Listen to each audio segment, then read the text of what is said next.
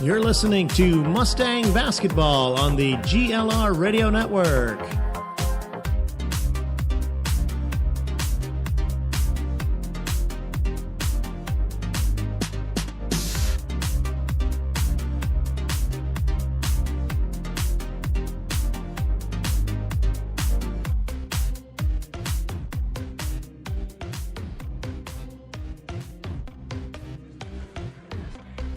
You are listening to the GLR Radio Network. It's Craig Johnson alongside John Shook, and we are here at the MOC Floyd Valley headquarters, the home of the Dutch, and we're here for our Siouxland Conference doubleheader here tonight. We've got about 6 minutes until the starting lineups will be announced, and so we're going to let you hear from a few of our sponsors as we get ready to go. Northwest Iowa Grain and Crane for all your grain handling needs. Take advantage of their winter discounts now in full swing. Their competitive price advantage means you get what you need at the right price every time. But book early before their year fills up. WeMoveBins.com on the internet and from A to B as well. Yes, they move bins, buy, sell, and service them too. Located on Highway 18 between Hull and Boyden. WeMoveBins.com is the website for Northwest Iowa Grain and Crane. WeMoveBins.com is the destination for anything you need to handle your grain. Looking anywhere else would be in vain. Call Northwest Iowa Grain and Crane. WeMoveBins.com. When the Pizza Ranch bell is rung, an immediate response of significant movement ensues. As the bell is rung, salivating becomes prevalent. These behaviors occur due to the pull of crispy hand-breaded chicken and the pull of hot, melted real cheese on made-from-scratch dough with our fresh, manner-compromising sauce. And the appeal of our all-you-can-eat buffet can't be ignored. Pizza Ranch. And for delivery, give us a ring.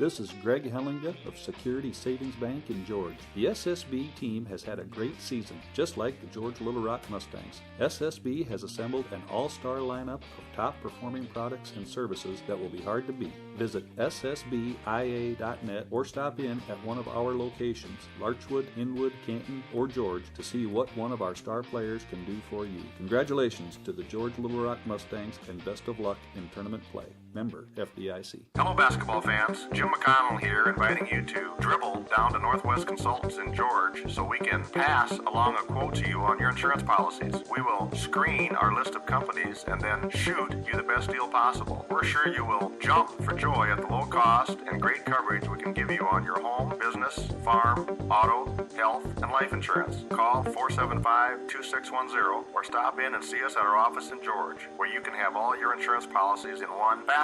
Go Mustangs! This is Annette Maggart, Security Savings Bank, George. Will you have enough money to enjoy a golden retirement and reach your other long-term goals? Have you taken advantage of the tax deduction for a traditional IRA? Or have you started the clock ticking for tax-free earnings on a Roth IRA? I have over 25 years experience with individual retirement accounts and can assist you in selecting the right IRA for your situation. We will help you secure the comfortable retirement you want and deserve. Security Savings Bank, member FDIC. If you're getting mighty hungry, well, the best in the country is Pizza Ranch. You'll be feeling really great when you're filling up your plate at Pizza Ranch. 'Cause life tastes better down at Pizza Ranch. It's where life tastes better, so round 'em up and head her down to Pizza Ranch. Whoa, that's good. Whoa, that's good. When you need a case for your computer, treeshell.com. Or your iPhone, iPad, and iPod, treeshell.com. When you need a case for your Kindle device, nobody makes one near as nice as treeshell.com. For elegant products made from wood, nobody makes them near as good as treeshell.com. Treeshell.com.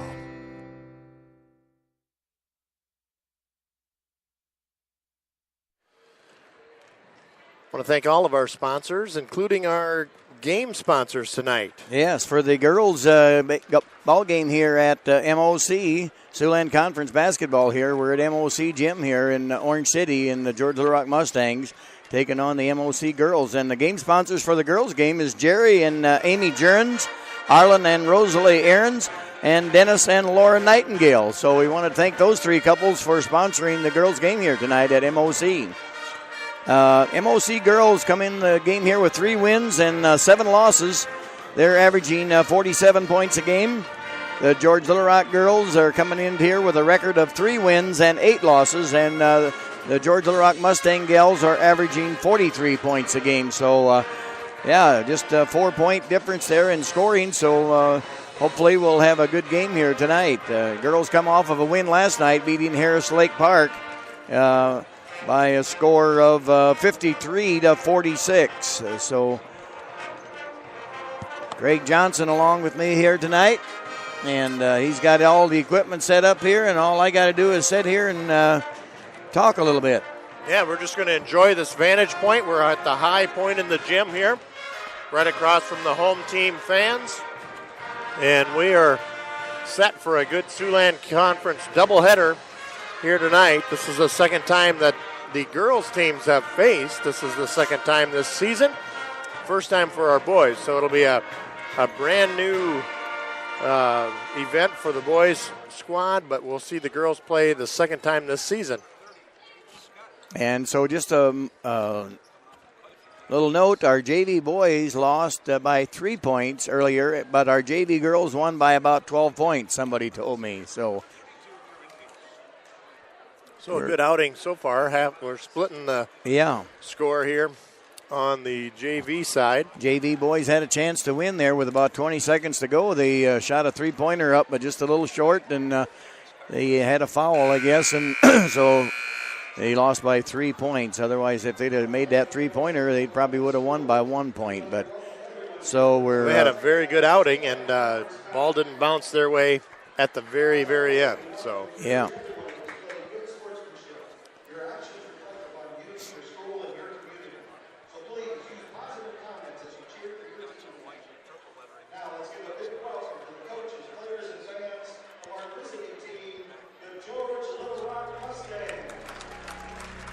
And just getting ready to introduce the starting players here.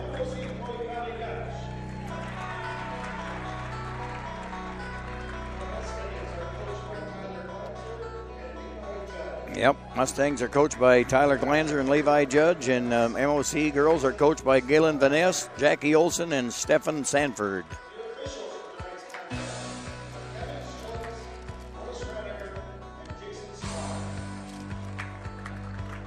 A lot of seating here in this gym here. We're way up high, so. And now for the starting lineup for the Mustangs.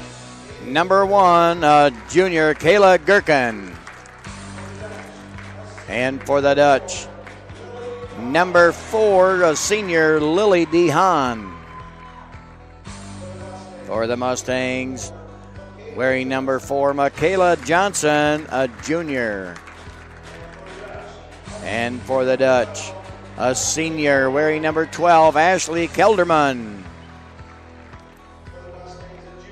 For the George Little Rock Mustangs, a junior wearing number 14, Courtney Dykstra.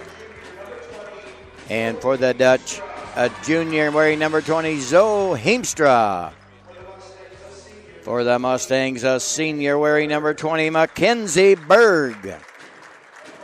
And for the Dutch, a junior wearing number 30, Jaden Schute. And for the Mustangs, rounding out the starting lineup, a senior wearing number 23 tonight, Winona Steenhoven.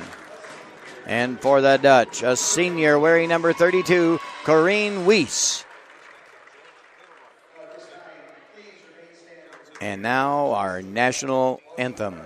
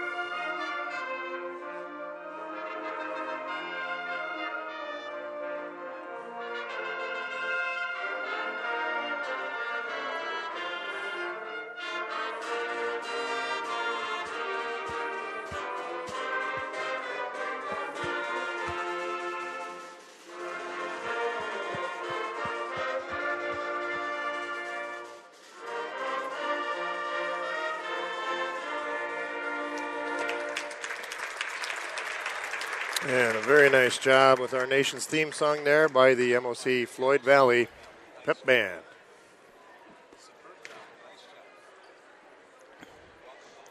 And so we're about ready to start the game here. Players taking the last minute instructions there from the coaches. And good pep band here. They got a guitar in there and everything, and sounding good. You're listening to one of the best internet radio stations around. You're listening to the GLR Radio Network. And we're so glad you're on board with us here. Again, Craig Johnson alongside John Shook, and we are in the catbird seat right at the center court here, where we've got the best vantage point you could imagine to bring you the live action here from MOC Floyd Valley headquarters, the home of the Dutch. So Winona Steenhoven jumping against Zoe Heemstra there now. And the ball is up and controlled by George Little Rock Mustangs here now. It's a good tip at center court there for the Mustangs. Gherkin with the ball, passes it quickly over to number 20, Berg. Back to Berg. Now over to Michaela Johnson, the far left side. Michaela driving the left side. Dishes off to Winona. Winona passes to Berg. Back over to Dykstra. Winona into the free throw lane. Puts a little jump shot. No, it looked like a shot, but she was passing the ball to Berg. It was a nice play, but went through the hands of Berg, and so belonged to the MOC girls now. Looked like a shot first, but it was a nice pass. Well, a nice bounce pass. A fast break was very effective there at time down. 2 passes and a bounce pass, and that shot was up and good. Who made that Number one? 30. 30. Oh, yes. Okay. Jaden Shutt. Here's Berg now across the timeline, dishing out. Oh, the ball stolen away by Lily DeHaan. Wide open all the way. Takes it down for 2. 4-0 our score. 1 minute gone in the contest. So Mustangs with the ball now. Full court pressure by MOC girls, but Mustangs got it in the front court. Gherkin driving into the free throw lane, holds up, passes out to Dykstra. Dykstra at the three-point line, looked at a shot, but passes it back out to Michaela Johnson. Back to Johnson. Now over to Dykstra. And Dykstra traveled. She's going to drive the baseline, and the referee called her for a travel. Zoe Heemstra will inbound. 6:34 and counting down here in the first quarter. We're just underway. If you're just joining us, and that's a that turnover. Should be Mustang basketball. A ball thrown out of bounds. Turnover on MOC. So Berg with the ball now. Berg bringing it across the half-court line. Passes over to Michaela Johnson. They're all kind of bunched up there, but Michaela drives through, and got fouled. No, she traveled there. They called her for a travel. I thought she got fouled too, Craig. But she was in the middle of passing, and from behind she was called for a foul. Here comes Mackenzie Post checking in the game for Berg.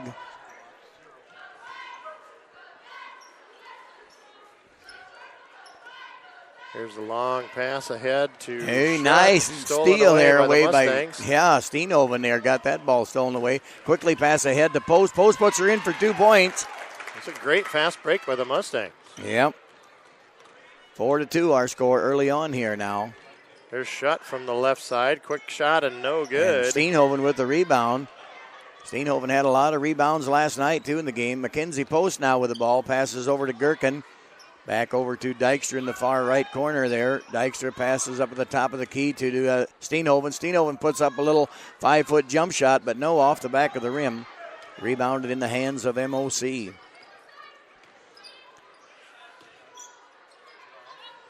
So number 30 takes a shot and good.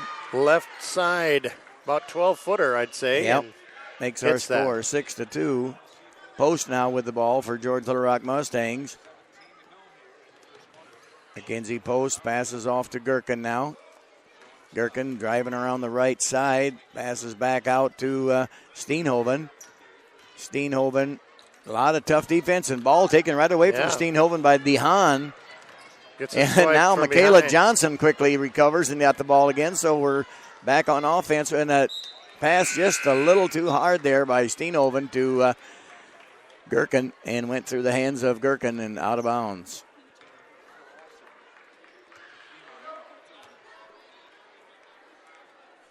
So MOC now with the ball in their backcourt. Passing quickly ahead there now. Passes over to number 34 is Oleus. Niemeyer with the ball. Ball taken away there by Steenhoven again. So Mustangs playing some pretty good defense there now. They got about 2-3 steals from the MOC girls already. Now passed over to Gherkin. Gherkin could have got called for a double dribble, I believe, but nothing called there. Yeah, it was tipped on the way. Oh, and a nice pass there. underneath. And no, the shot no good by Gherkin. Good pass in there, but he's right under the bucket, and ball would just not go down there. Nice move there by what a number good 20, move. Heemstra, with 2 points. Makes our score 8-2 now. Mustangs really playing well here, but just not getting the shots to fall No. on the other end. Playing good defense for the most part. Post now. Oh, there's a Post got steal the from ball Heemstra. taken away from her. Heemstra puts up a shot, and Yep. count that one again for Heemstra. Got that one to go. 10-2 our score here now. MOC leading by 8 points. Michaela Johnson looking get the ball. Now pass into post, and now we're going to get a foul on number 20. Heemstra picks up her first foul of the night. So that's the first foul called in this quarter here. 10-2 our score. So I think McKenna Aarons checked into the game for George Little Rock. Post with the ball. Cross-court pass over to Winona. Winona driving into the free throw lane. Passes over to Gherkin, and Gherkin puts a shot up, but got fouled in the process there. So Kayla Gherkin to be at the line to shoot 2. That foul was on number 34, Aston. Gherkin's free throws up and good there for Kayla Gherkin. Kayla Gherkin to get a chance for one more try at a free throw here and puts that one up, and no, off the back of the rim, but rebounded by Steenhoven. So Post looks at a 3, then fires up a 3, and count it for Post there. So we have a timeout. MOC, I believe, with a 30-second timeout. 3:22 to go here in the first quarter. 10-6 our score here. MOC leading by 4.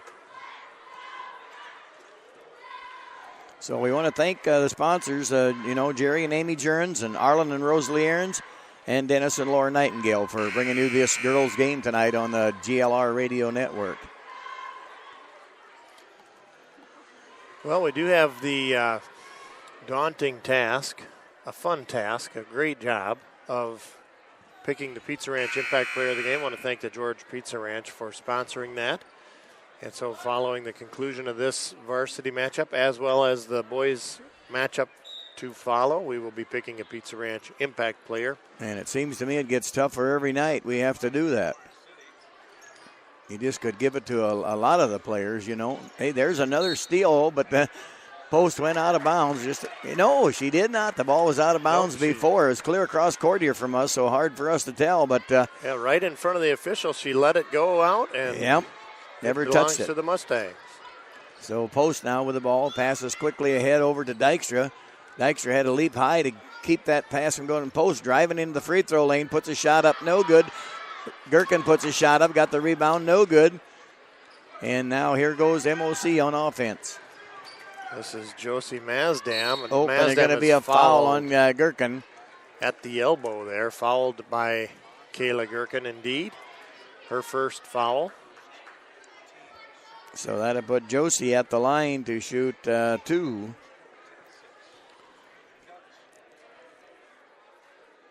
Shot up and rattles out, no good.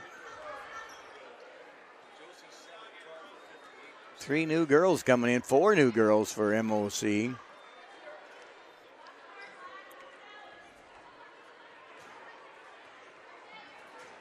Tell you, we got a statistician over here that's really keeping numbers.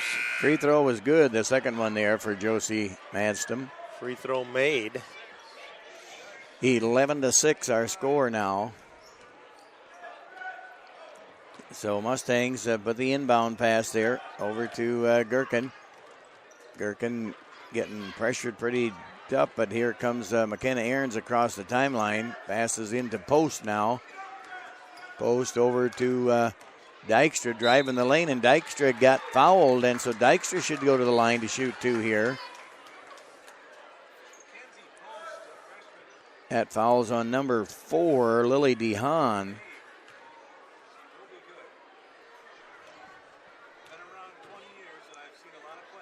And here's Dykstra with the free throw. In and out, no good there.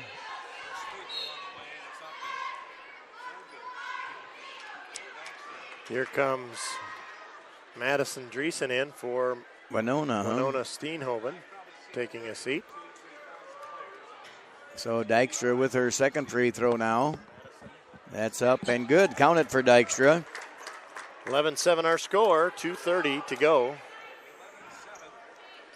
We're on the MOC end of the floor. There's a three ball. It rattles up and in for Zoe Heemstra. Yep. Zoe hits from 3, 14-7. Post is across the timeline. Ball tipped, and McKenna Ahrens takes it out of there. Back over to Dykstra now Nice into pass to Post, and Post puts it in for 2 points there. What a pass from Dykstra, and Post closing the deal at the glass there. Nice job. 14-9 our score, and a steal there by Dykstra. Passes quickly ahead to Gherkin. Now Post driving into the free throw lane. Post, what a move there by Post, and a foul on the rebound. No shot there. There's going to be a foul on number 12, Kelderman. Madison Dreesen again rebounding very well. 4 team fouls now on MOC Floyd Valley, and only one yet on the Mustangs. There's a nice entry pass, and wide open for Courtney Dykstra. Courtney Dykstra with 2 points there. 14-11 again, a 3-point lead. Mustangs now showing some pressure defense in their own right here. Nearly thrown out of bounds. A great catch there by Kelderman, and Kelderman gets it back. She'll try a 3. That's no good. Gherkin comes away with a long rebound there. Gherkin got tripped up, nothing called there. Post with the ball, passes across over to Dykstra. Dykstra puts up a 10-footer and count it for Dykstra. It's a great bit of basketball by the Lady Mustangs. They're showing great resilience here, and now they're within 1 point here. 1:10 to go in the first period. Lady Dutch a little bit rattled here by this Mustang defense.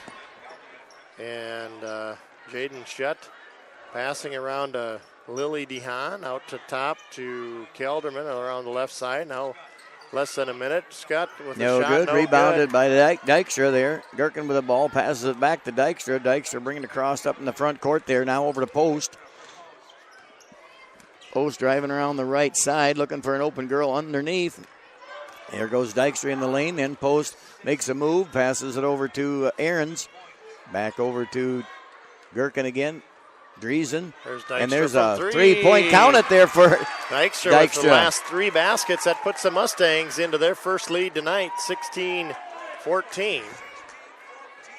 So Mustangs really playing well here in this first period. 2-point lead here for our Mustang girls, 16-14. 14 seconds to go here in the first quarter. There's a pass out of bounds. It's last touched by the passer. Yep. No one else touched it. Thrown out of bounds by MOC Floyd Valley. I think Dreesen Madison just pulled her hands back in time. Otherwise, they would have touched her. So Mustangs 8.5 seconds now. They'll have to hustle. Emily Jensen into the lineup. Here's Post with it. She's going to have to hustle. 6 seconds. 5. Passes ahead over to. Oh, and there's a turnover. Lupita Olay takes it away. And no good there on that. Time is up. Mustangs lead 16-14 here after 1 quarter of play. So no harm done at the end of that period. Nope. By either squad. The Mustangs took the lead on a 3-pointer from Courtney Dykstra. And boy, we've got a great one going here. You bet. And a great spot to watch it. You got a great neighbor to your left. I got great neighbors to my right here. We've got the crew over here from ESPN off to the right. Oh, yeah. KIHK over here, and they've been begging me to come and work with them. is hawking for yeah, you. I think he wants me to put the earphones on over there. I got to have 2 sets of earphones. And we can get you a splitter. Yeah, get a splitter. That's what I need, a splitter there. So we'll put you on multiple stations at the same time. Yeah, that's right. Get double the pay. Double of what I always get, nothing. Hey, they always say double or nothing, right? Yeah, that's right. So our Mustangs lead here 16-14, and we're about ready to start the second quarter here. And ball will be controlled here by MOC girls to start the second quarter.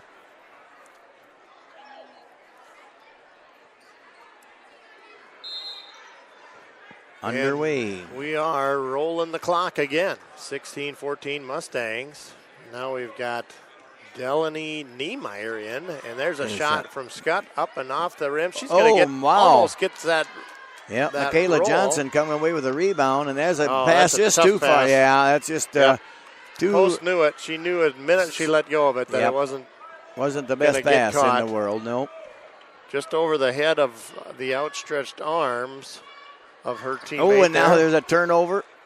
And last touch by MOC, I would say no. Referee. They're going to give that one.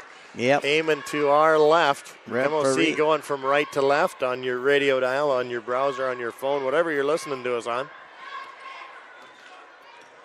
And indeed, the referee says MOC Floyd Valley will have the ball. So no scoring yet in the second quarter. 16-14 here in favor of the Mustang girls.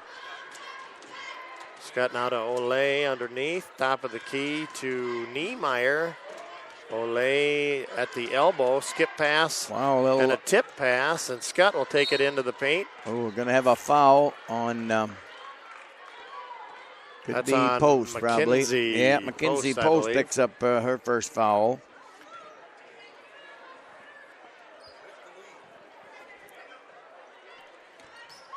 Oh, Mackenzie Post with a steal going coast to coast all alone and puts her in for 2 points there.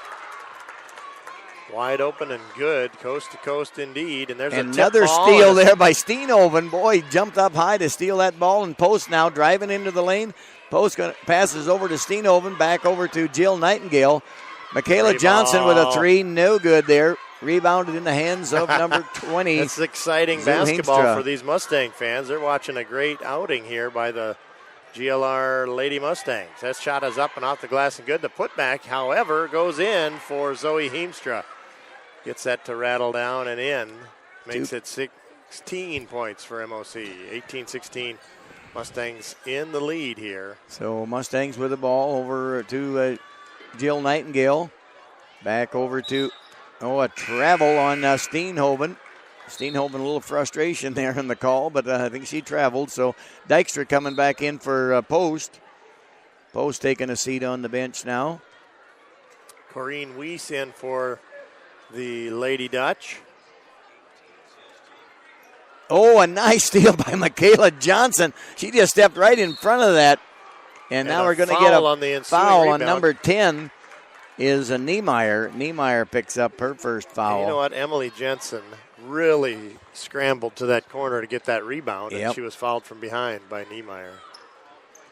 Great hustle. Here's the entry pass. Nice backdoor pass underneath to Winona. Just couldn't get the shot to go, and the ball goes out of bounds off the Mustangs.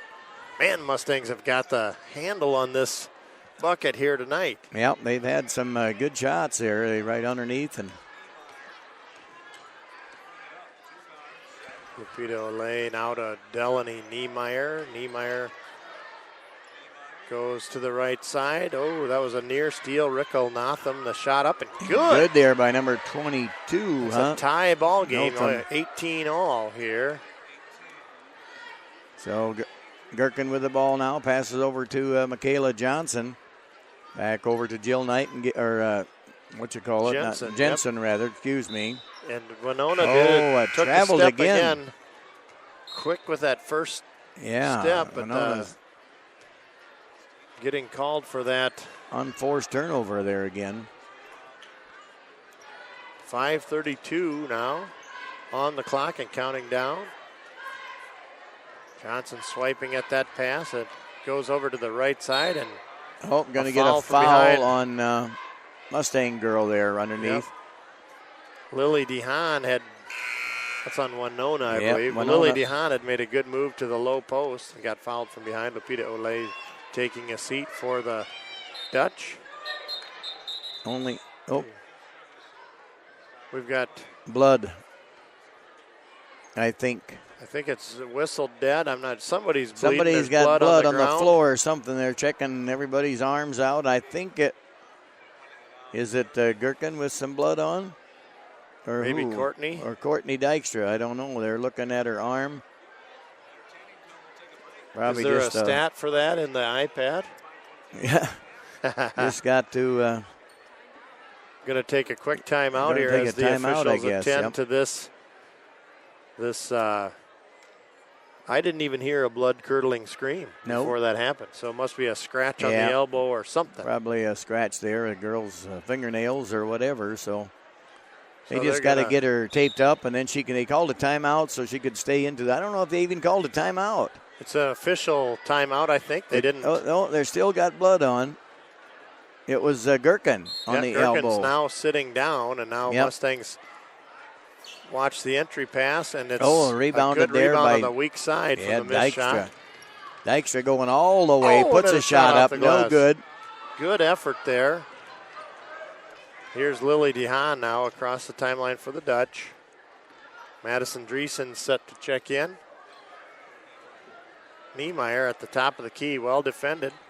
Goes to the left side, now inside to Corrine Weiss. A shot off the glass, no good, but a good rebound in place by Zoe Heemstra. Number 2-0 for the basket. Heemstra with 8 points here so far tonight. Now Steenhoven with the ball. Steenhoven driving into the lane, passes back out to Post. Post with a three-pointer.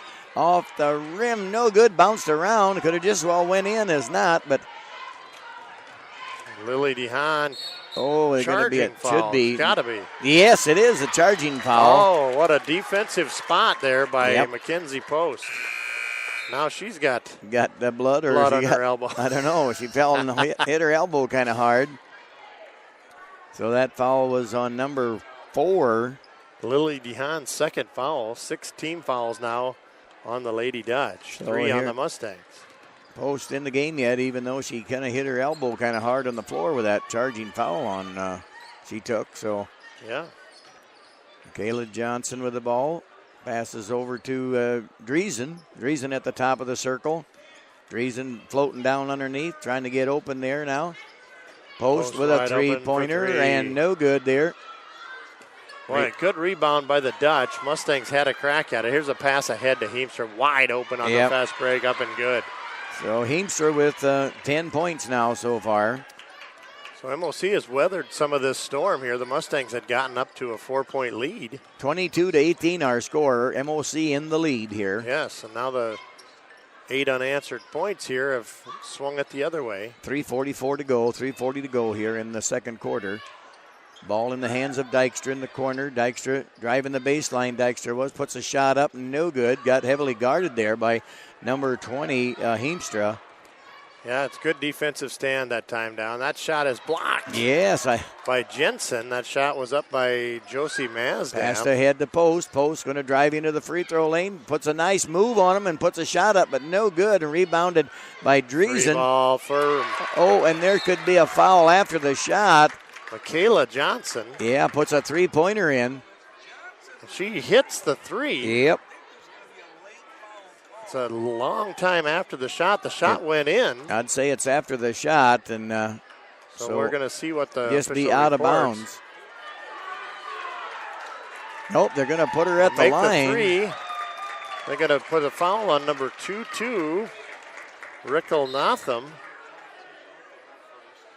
And is it going to be a 1-and-1? No, just be one shot. Or just one on the three-pointer. That seems a little bit late. Unless they called it, that does seem late. I would have thought they'd have called it after the. Although I didn't see the. You didn't see the foul. I saw the pile-up at the end, but I didn't see the initial the shot contact. was long gone. It was after the shot almost went in. And a tip away from Post. Good defense by these Lady Mustangs. The shot was almost in the basket before Michaela Johnson got fouled.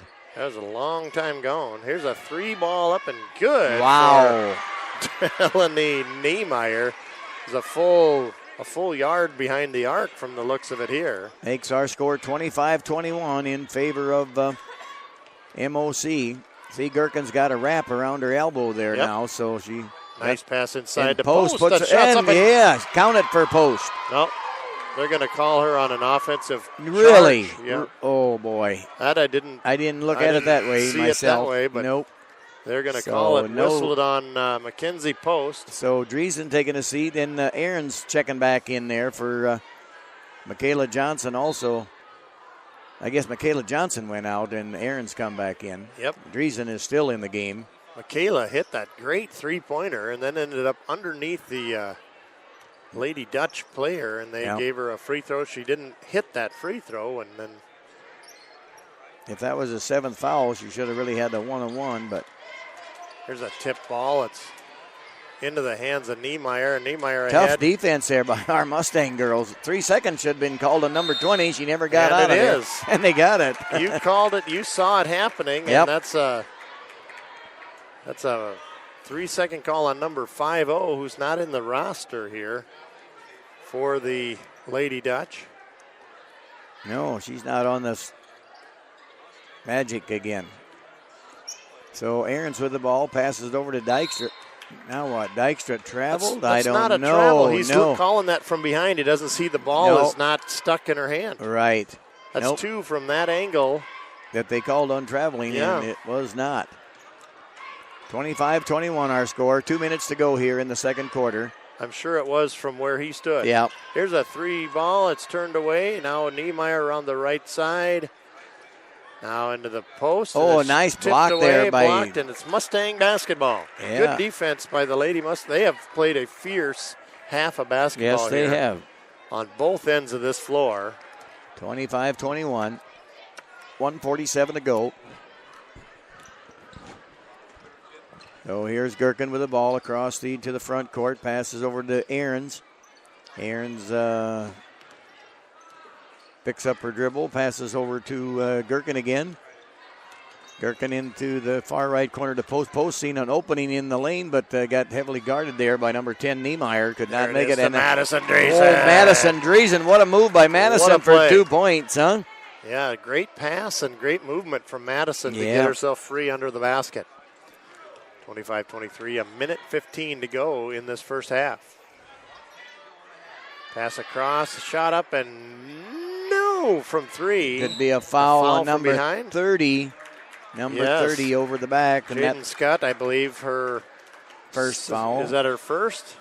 Indeed it is. It's the 8th team foul. We walk the end of the court to the free throw line for McKenna Ahrens to take a free throw, a one-on-one opportunity. Just a minute 4 to go here in the second quarter. That free throw is up, and it rattles out no good. Minute even to go. Ball ahead to Scott, now down underneath to 2-0. That shot's rebounded no good. by Post. Post bringing the ball up into Mustang front court here now. Post looking to dribbling around, passes over in the corner to Driesen. Driesen back over. Dykstra, make a move. Dykstra, put her in. Good 2 job. points for Dykstra. Dykstra ties it all. Nice pass 25. Nice pass from Driesen to Dykstra there, and Dykstra finishes with 2 points. Yeah, they left Niemeyer open, and she's deadly from that arc, and she hits. A 3. That's their second 3 of the night here. Now Post with it. 17 seconds, 15. She'll get across the timeline. Now down to 10 seconds. Driving Post the paint. driving in, passes nice over pass. to Driesen. Oh, boy. What a pass from Post to Driesen, and Driesen finishes with 2 points. 28-27, ball in. If it goes, it's good, and it'll be no good. A rebound. And that's after 1 half of play. MOC 28, George Little Rock Mustangs 27. We got a ball game here tonight, Craig. Got a good one. Yep. Good ball game here to watch here at MOC tonight. And girls playing a great ball game and just trailing by 1 point here at halftime. So, So we've got 38% from the field for in the first half for GLR. Oh, yeah. And from three-point land, we're 3 of 6, 50%. Wow. half of our free throws. 2 of them have gone in. And we've got quite the performance going here by our Lady Mustangs. So Mackenzie Post has 9 points unofficially here in this first half. 10 I got. You got her No, for 9. 10. 9. You're right, 9. You're right. So, hey, we got Oh, Kevin. old friends here. Yeah, coming old up. friends here. So you want to do another You go Genius ahead. Week interview? Go ahead. You All want right. it? I can do it or you can do it, one or the other. All right. So we're joined here. We're joined here in the halftime huddle. Former head coach, former official, Mr. Dan, former you bet. former everything, but present principal. And he's the first one on the range, right? Exactly. You know Principal it. Rang. Yeah. And we're here to talk Genius Week. We've been talking about it all night last night, all day today, and now we get another crack at it tonight. We got to keep it going. Yeah, the interview could not be topped last night, John. You absolutely set the bar beyond high last night. And I talked to Mrs. Poorbear. She said you were fake playing that horn. Well, she wasn't. That was our secret, and she has betrayed a confidence. I tell you, that was supposed to be our little secret. But you couldn't have told from the oxygen I used over there. Wow. I think when you blow that horn, you got to puff up those cheeks or something, right? I think that's poor technique, but some people have made themselves famous that way. So well, it's great to be with you. Great that you could come and hang out. I know you know the Hawk Country announcer there. You go way back there. Absolutely. Maybe 20 years back, maybe. Absolutely. Yeah. So at least that. So yeah, he was. We won't share the stories he told. Yeah, let's don't share those We're keeping stories. it family rated here, but so we had a little bit of a chance. If you haven't listened to it, if you're tuned in right now, there is a great episode 1 for Genius Week on the website glrradio.com, and we'll post it on the school website as well if they're wanting to. Yeah. We're talking Genius Week kind of all week as we start the new semester here at GLR. We've got a great thing going, and if I understand it right, this is the 4th year now for Genius Week. It's not quite a full week, but it's a great name for it. You have to do Genius something. It's not Genius 4 days. It just doesn't have the right ring to it. So second day into it now, you've got quite a bit of action going. I bet there's a lot of I bet you can smell the cobs burning over there from all the brain power. You say that. Now, we had a group of kids that took a old filing cabinet and made it into a smoker. Oh, really? Yeah, and they've got 3, every level is heat monitored to see how hot each level gets in this 3-drawer. And they had apple those wood chips. And they were testing it out to see if they could get temperature high enough to actually cook meat. Now, they didn't achieve that today yet, but they have a plan on Monday on how to do it. So is it gonna be a cookout? Are they gonna are they gonna make enough for us to know the difference? Well, I know that one of our staff members is bringing a turkey breast to be smoked. Oh, that'd be fantastic. But after today, I can't guarantee that's going to happen. But it was a great attempt, first attempt. So it might be at least slightly heated. Yeah, if not smoked, right? So that was kind of fun today, and it was just really cool. And the other cool thing that happened today is I've got a group of young ladies. A couple of them are cheerleaders down here. They already started talking about next year's Genius Week projects. And I'm going, geez, I'm trying to get through these 4 days, and they're already planning next year. That sounds like the way I am sometimes with food. I'll be sitting eating a perfectly good meal, and then I'm saying, I wonder what's for breakfast tomorrow. Right? It's almost a little too advanced in planning, but it's a great thing that it kind of inspires creativity. Yeah. Yep. We talked about the 3 C's, the K, and the C. So I want to remind you, we talked about this today. So it's collaboration. Collaboration, yep. communication. Communication, yes. There's one other one, and then it's kids' creativity. That was the KC. Yeah. So communication, collaboration. Critical thinking. The key point. Kids' creativity. Yeah. So it's CCCKC. There you go. But it's not hitting yet. No. It's not quite ready for the marketing brochure. We just call it the 4 C's is what we're trying to hit.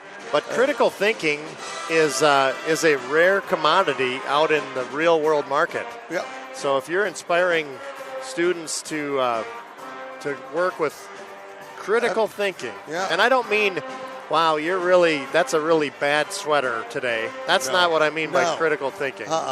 I mean evaluating a problem, dissecting it, absolutely, finding the components of the problem, and then finding a creative way and a collaborative way to solve those problems. That's such a rare commodity, and it's so exciting to see students working towards something that can solve a real-world problem and make a difference in the world. Absolutely, and you can't in a classroom to teach critical thinking. I mean, you really have to, really set up an environment where kids have to actually do it. I mean, it's not like, here's a worksheet on critical thinking. It's here's the environment. Now solve the problems. Like you say, dissect those problems, evaluate that, gather all the information you can, and solve it. So, well, one of the things that's actually incidentally exciting is then the defense of the idea or the presentation, the communication component of it. Yeah. To be able to tell what you found out, explain it to an audience, maybe a little bit nervous for some of these students that aren't used to being in front of the public, defending their ideas and saying, here's what we learned, here's where we came up short, but we learned this in the process, here's what we would do if we had another week or 10 weeks to work on this. It's a terrific. One of the ideas that you mentioned in the earlier broadcast, and if you get a chance, folks, go listen to episode 1, Genius Week. It's right below this live broadcast in the list. But taking a piece of equipment apart, being able to haul it creatively to a spot in the world you could never drive a tractor. Yeah. Absolutely. Easily assemble it and then reliably start it and make it do work. Absolutely. What a great project, and what a better place to tackle it than in the flatlands of northwest Iowa. Yeah, absolutely. We drive big tractors around here with all kinds of horsepower, but the rest of the world, they don't have those luxuries. And try to solve that problem.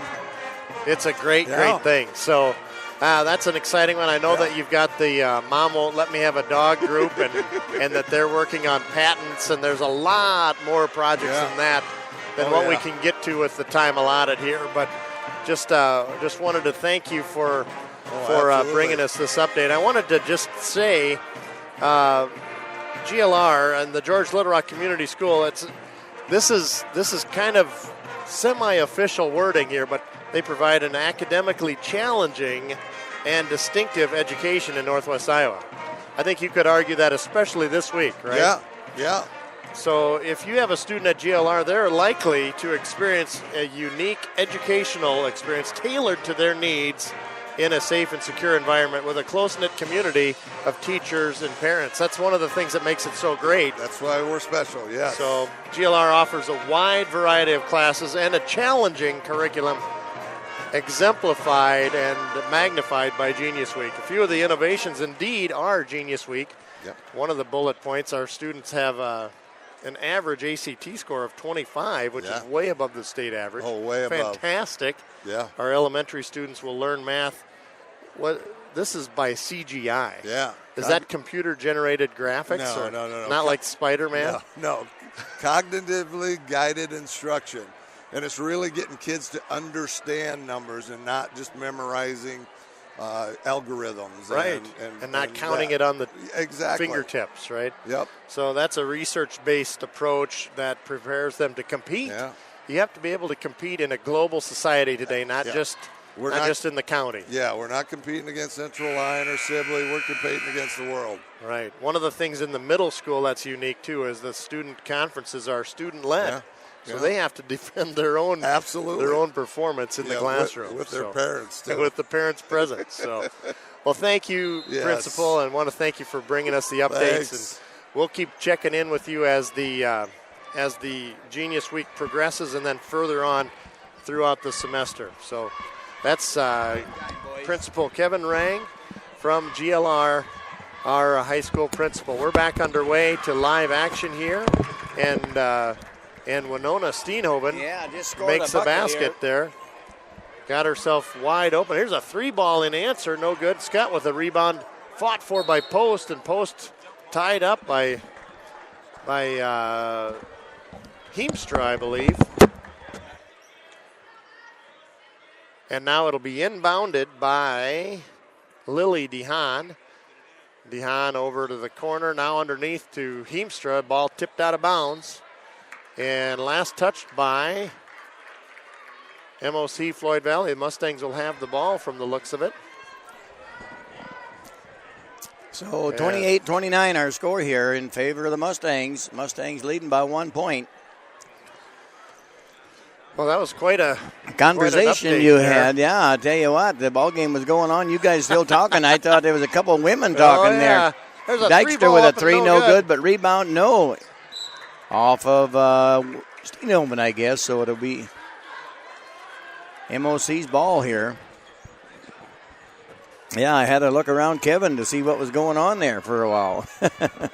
Yep, it was a good first possession for the Mustangs. Yeah.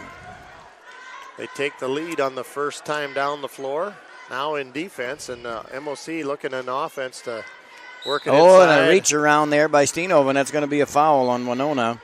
Yep, going to be whistled for it. That's her second foul of the night. 29-28 Mustangs, 6:53 left in the third period. There's the entry pass to Heemstra from the elbow. Hits 2 from points. the free throw line. Heemstra with 12 points so far tonight.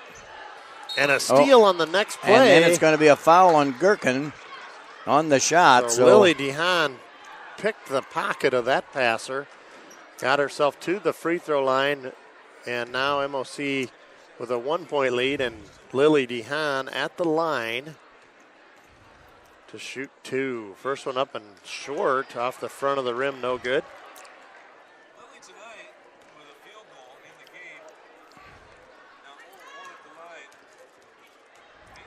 DeHaan's second free throw up. It's going to rattle, no good, and gets collected quickly by Scott, and the Dutch have it again in their front court with a 1 point lead now. DeHaan gets turned away. Scott from the left wing worked on pressure from Michaela Johnson. Now on the right side underneath. Ball tipped around and stolen out of there by the Mustangs. Yep. Here comes Post with the ball now. Post, a nice move by Post, and the ball goes in there for Post. Somehow got the soft up there softly enough. Got the shot up there rather softly enough, and it fell in. 31-30 Mustangs. Ball tipped. Oh, just tipped by Dykstra there. Just about a steal, and now we're going to get a foul on Gherkin again, I believe, here. That will be Gherkin's third foul, I believe, of the night. Yes. It is. Yeah, she's going to come out and for a moment. McKenna Aaron's coming into the game for the Mustangs for Gherkin.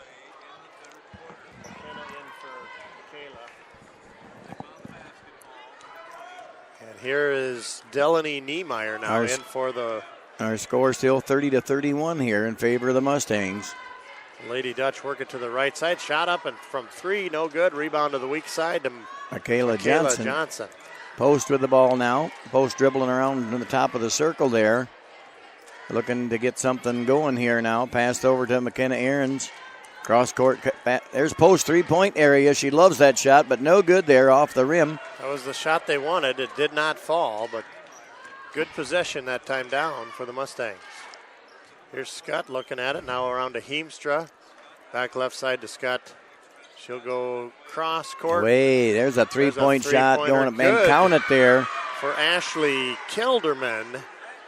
number 12. 33-31 our score now in favor of MOC. Back and forth here at the Dutch Gym here in Orange City. Dykstra traveled there. She's about ready to take a three-point shot and must have shuffled her feet there.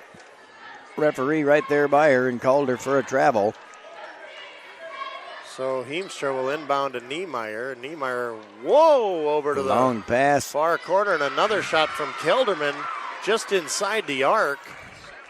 35-31 now, 4-point lead for MOC. 7 points now for Kelderman. So now Dykstra with the ball, passes over to Michaela Johnson on the far right in front of George Little Rock's bench there, passes back to Steenhoven. Now over to Ahrens. Ahrens gets Michaela Johnson open, now in the hands of Post there. Ahrens back over to Michaela Johnson, back over to Post again. Post with a three-pointer and no off the rim. Rebounded by Steenhoven, and Steenhoven puts it back in for 2 points. 35-33 MOC and a timeout. A full timeout.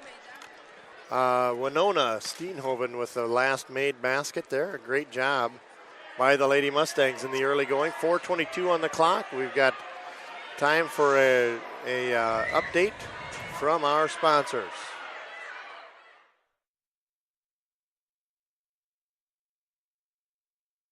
Hello, basketball fans. Jim McConnell here, inviting you to dribble down to Northwest Consultants in George so we can pass along a quote to you on your insurance policies. We will screen our list of companies and then shoot you the best deal possible. We're sure you will jump for joy at the low cost and great coverage we can give you on your home, business, farm, auto, health, and life insurance. Call 475-2610 or stop in and see us at our office in George, where you can have all your insurance policies in one basket. Go Mustangs!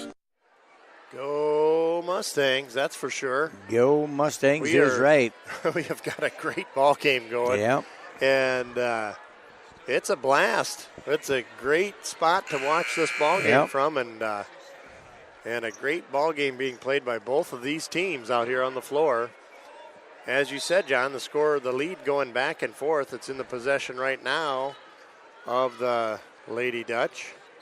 Ooh, thought about passing. That would have been over and back if she would have passed, but just waited for it long enough. Here's Heemstra around to Niemeyer. Oh, another three-point up, no good. Rebounded. Oh, and it's going to be a foul, I suppose, on Winona. No, it's on Ahrens, I believe. Yes. McKenna's first. Rickel Notham with a great quick up and shot no good, but fouled on the way. Free throw up and good. Good there for Notham. So 3-point lead now. 4:03 left in the third period. Notham with the second shot up and good as well. 37-33 now our score. 4-point lead for MOC. Mustangs with the ball in the hands of Post. Post passes over to Ahrens. Ahrens, top of the key, now swings it to the right side. Jensen, I guess, there. Here's McKenna, 3-ball up and good if it goes. No, boy, it looked good from our standpoint here, but. Here's a pass ahead. And that's going to be too hard there. Yep. Turnover on the MOC girls there, and a pass just too long for her to handle. Lupita was wide open, but they couldn't hit her in transition. 3:33, 37-33 the score. Mustangs trailing by 4 here. Mustangs need to score here now pretty soon on this possession to keep this game within winning distance here now. Pass over to Dykstra. Dykstra over to Ahrens. Ahrens over to Post, and Ahrens playing catch. Now to Winona from the elbow. Shot too strong. Rebound into the hands of Scott, who gets it to Heemstra. Going to drive it in. Now dishing around. There's Niemeyer from 3. Good. Wow. Splash in the bottom of the net for Delaney. That's her third three-pointer, I believe. Yep, it is. Makes it a 7-point lead here. Winona with the ball in the corner. Cross-court pass over to Ahrens. Now Post with the ball out the three-point line. Passes back to Ahrens. Ahrens passes it into Winona. Winona back to Aarons again, over to Post in behind the three-point line. Nice little shuffle pass there to Dykstra, but Dykstra got cut off. Going to go to the basket. And Post with a three-pointer and no good off the front of the rim. Rebounded by Dykstra, and Dykstra got fouled as she got that rebound. That foul will be on number 24, Elias. That's her first foul of the night. Lily DeHaan coming in. Driesen into the game. Number 50. We don't have a 50 on our No, list. not in. Niemeyer They're just about a stole it, steal there by and Lady Dutch Jensen. take it away.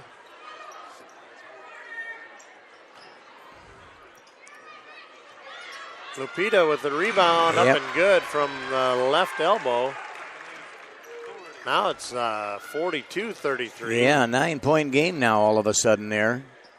Mustangs took a 2-point lead there early on in the third quarter. Now it's back to 9. We just haven't hit a basket here for the last while. We need a basket big time here now to stay in this game. Post with the ball now. Pass is clear across. Yeah, pass. dangerous is right. Driesen with the ball. Having trouble getting the ball inside there. The girl's just going to make them shoot from the outside, and that's MOC's plan, I guess, right here now is if you're going to beat us, you're going to beat us from the outside, George Little Rockman.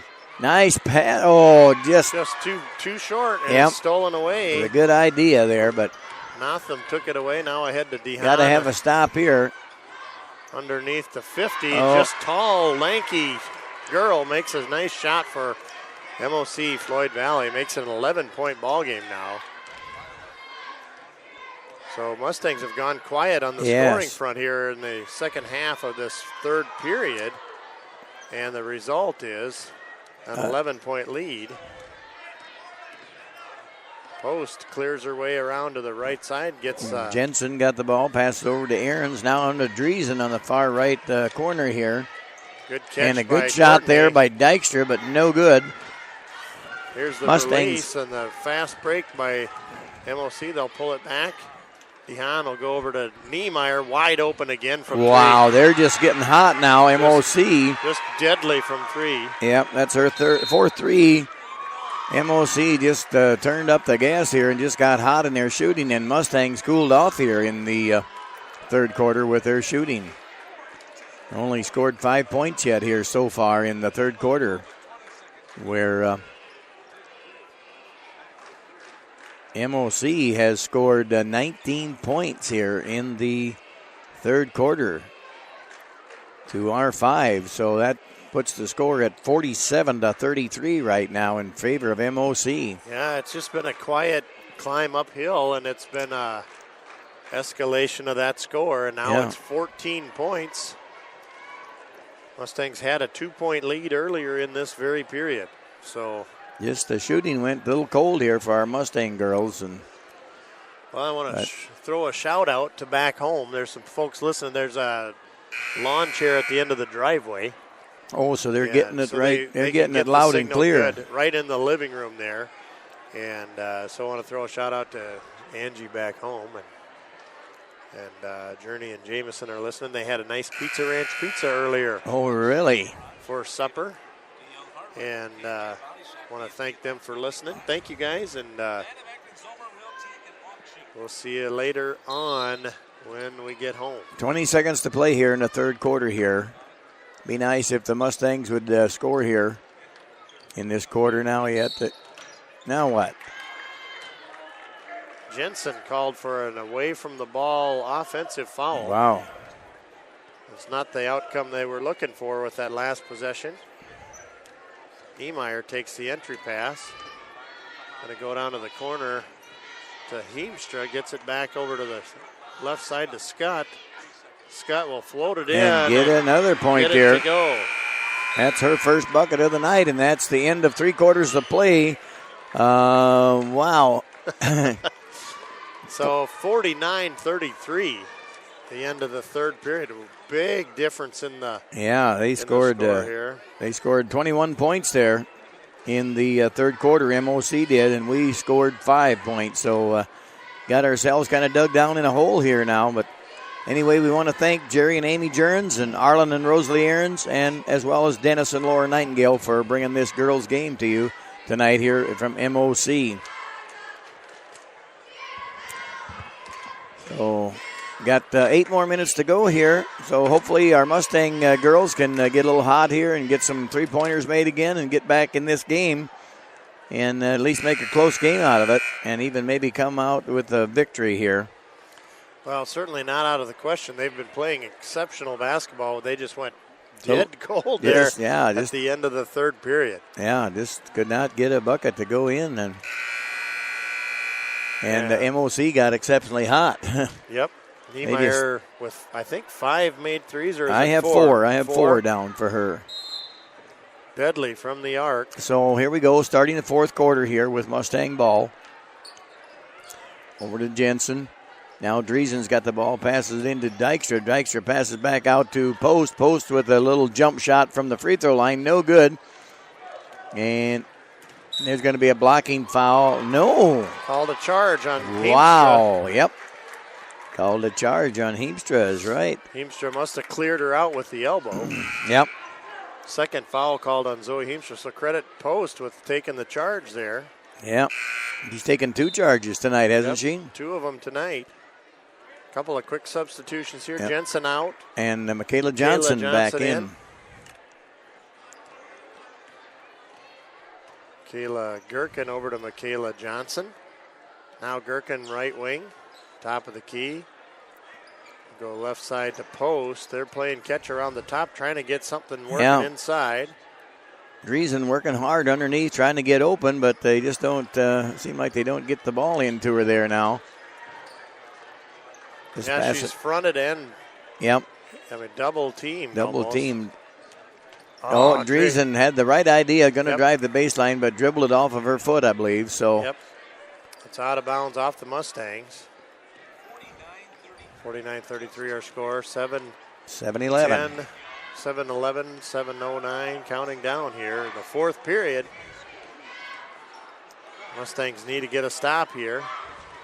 But the pass inside to Heemstra, just wide open. Another one. Wide open inside the paint there. Heemstra with 14 points so far tonight.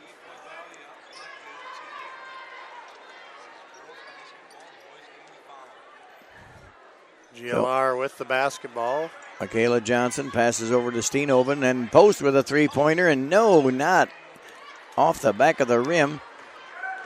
Niemeyer working across, pressure from Post, gets it across the timeline, now out to the There's left another wing three-pointer, no good. Rebounded in the hands of Gherkin, now Post makes a move, and a nice move by Post, but the shot just a little too short there. And we're going to get a foul on Post, I would say. That's her second foul of the night. 16 fouls on the Mustangs. No, they got her for 3. I just got her down for 2 yet.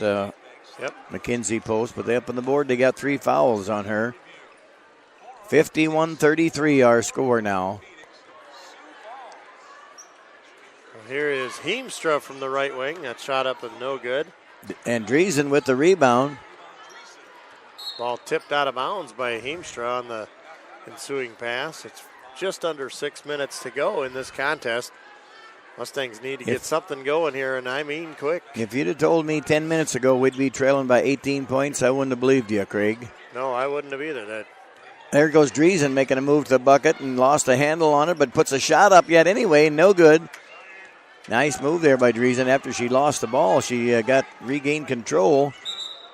Heemstra carried the ball. For the carry as she made a move towards the baseline. And we've got substitutions galore here for the Lady Dutch. Josie Mazdam back into the lineup. Dykstra coming in for Driesen. Excuse me. So here is the Michaela Johnson now with the ball. Passed on the left side here. Passes over to Gherkin. Gherkin passes back to now Steenoven going in for a little 8-foot floater, but no good off the front of the rim. That ball kept alive by the Mustangs, and Michaela Johnson traveled before she took that 3-point shot.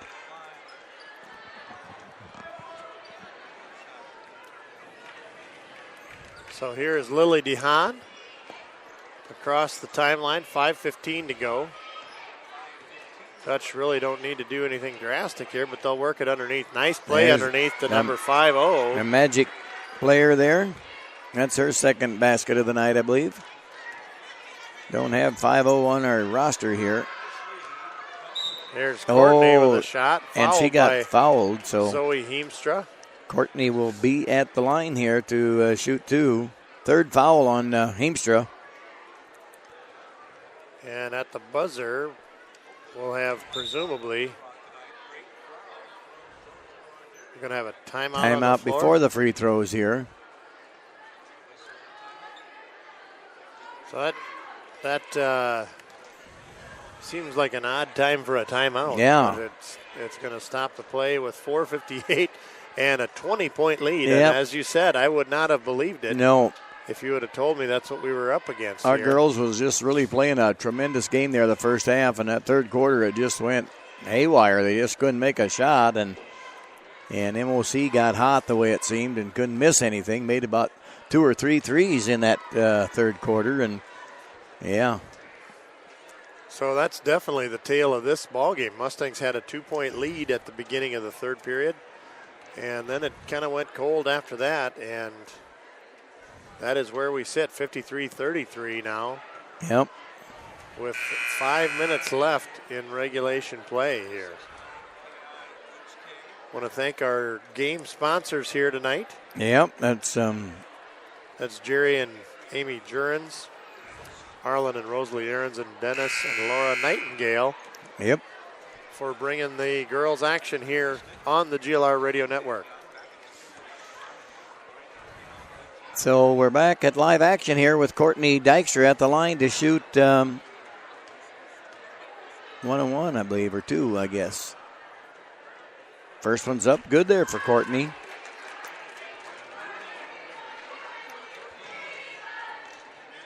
Courtney got fouled in the act of shooting, so she's got the 2-shot free throw, and the second one is no good. Bounces in and out into the hands of number 22, Notham. Well, pass way to the corner, saved in. It's going to be, and that's going to be a foul on the Lady Dutch. On Dykstra. Oh, it's on the what? It's on the MOC player. Oh, Dykstra really? was there in position and got clobbered from 2 sides. I don't know.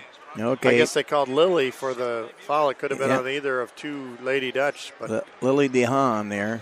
Lily's third foul. Got to get it to post. Now back to Michaela. Back into Dykstra.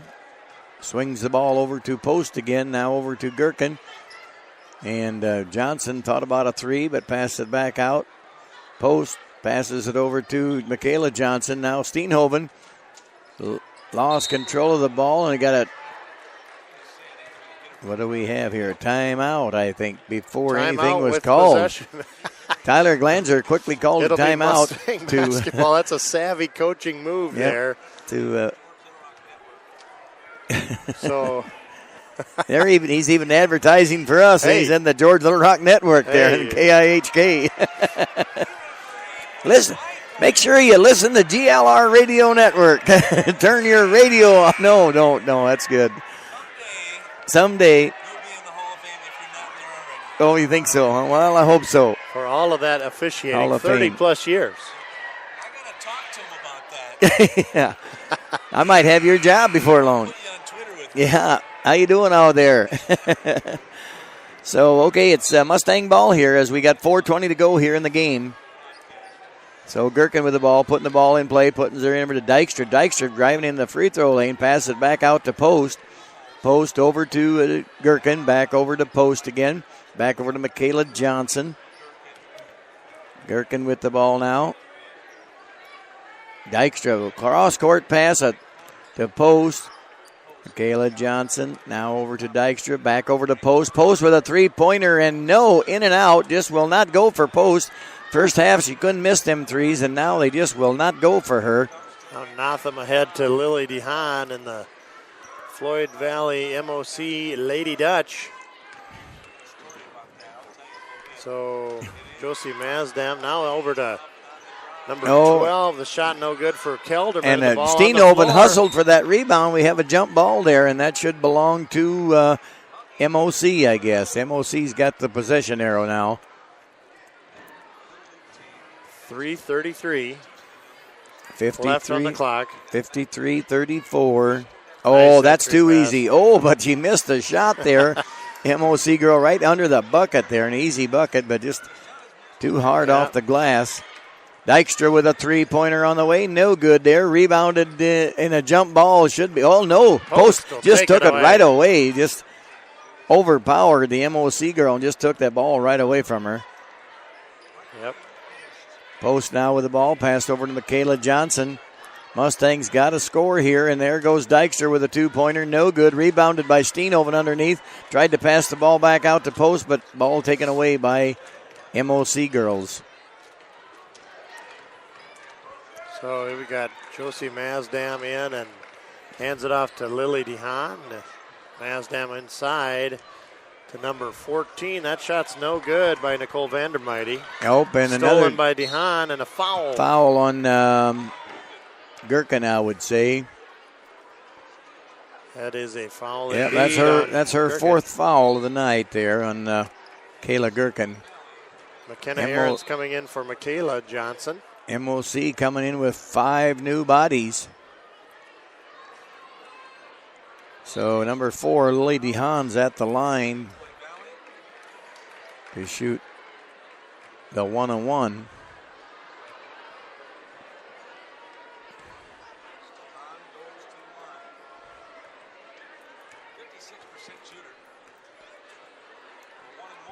No good, in and out there, rebounded by Jill Dykstra.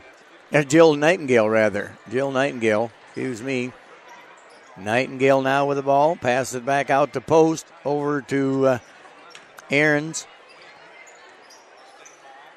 Oh, ball stolen away there by number 4, Lily DeHaan. Going coast to coast. Puts one up and no good. Bounced off the rim. Rebounded by Dykstra. Dykstra passes quickly ahead to... Why, DeHaan just tracked that thing all the way to the far baseline, but she's going to get called for another foul, I believe. No, they just out of bounds. She just knocked it out of bounds. Knocked it out of bounds. So she went coast to coast. Yep. Knocked it out of bounds. She goes and takes a seat, and we've got new Dutch into the ball game. JC Hoekstra wears 52. So Post with the inbounds pass over to Jill Nightingale. Now over to Aarons, back to Post. Post with a three-pointer on the way. No, in and out, and rebounded there by Jensen. Jensen put a shot up, and she got fouled, so Jensen will be at the line to shoot 2. That foul is on 44. We got us on the air here. Yep. See if I can push the right button. And Jensen's free throw is good there.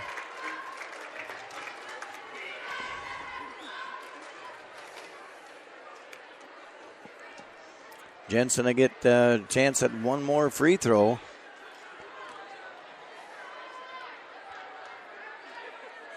Free throws up and good for Jensen there. So makes our score 53-36 now in favor of MOC. Lupita inside, Boy, good defense there by Driesen. Hands straight up there now. She had to shoot over Driesen's hands and arms, long arms, and just did not make the basket. Post with the ball, driving in there. No foul called. A lot of contact in there, but no foul called. Olay takes it away. Looks wide open down underneath. And a great trailer. Oh, now we're going to get a foul there. Shot good for Hoekstra. Foul on McKenna Aarons there. So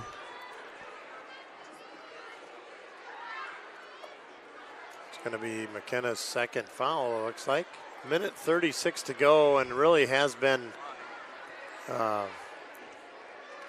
all MOC Floyd Valley. Hoekstra misses her first free throw. Now we've got Lauren Jurens into the lineup for the Mustangs. Add Mackenzie Berg back into the lineup. Post and Aaron sitting down.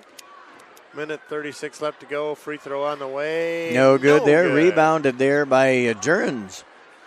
Jurens with the ball now. Passes ahead to Berg. Back over to Jensen. Cross-court pass over to Jurgens. Nightingale into the lineup. Oh, pass right in the hands. Stolen away by Vandermighty. Niemeyer takes 1:13 it to go. 1:13 to go. This is Carly Baumgars in the paint. And now Hoekstra. And they'll pull it back out and try something else here. Just one whistle.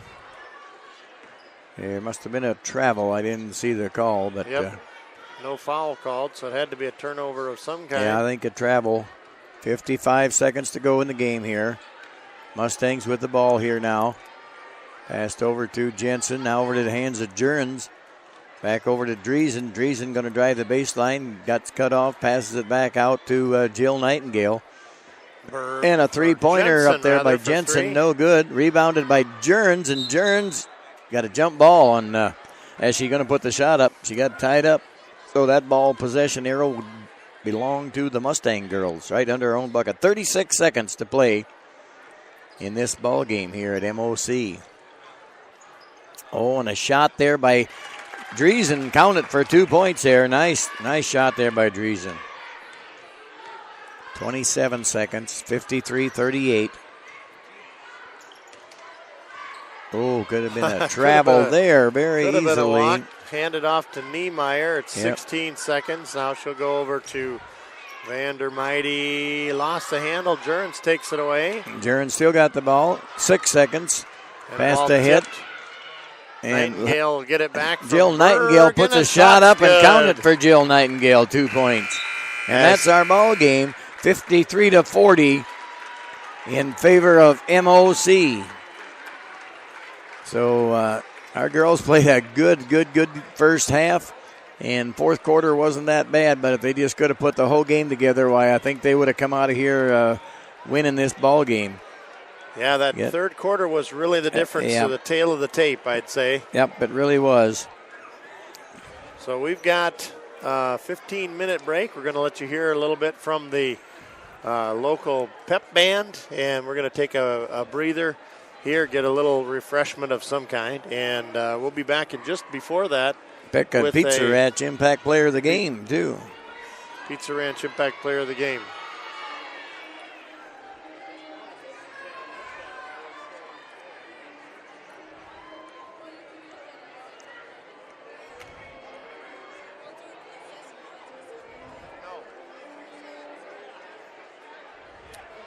Be back right after this, folks. If you're getting mighty hungry, well, the best in the country is Pizza Ranch.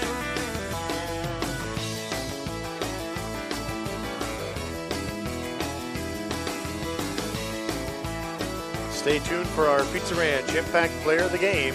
It's where life tastes better. So round 'em up and head her down to the Pizza Ranch. Whoa, that's good.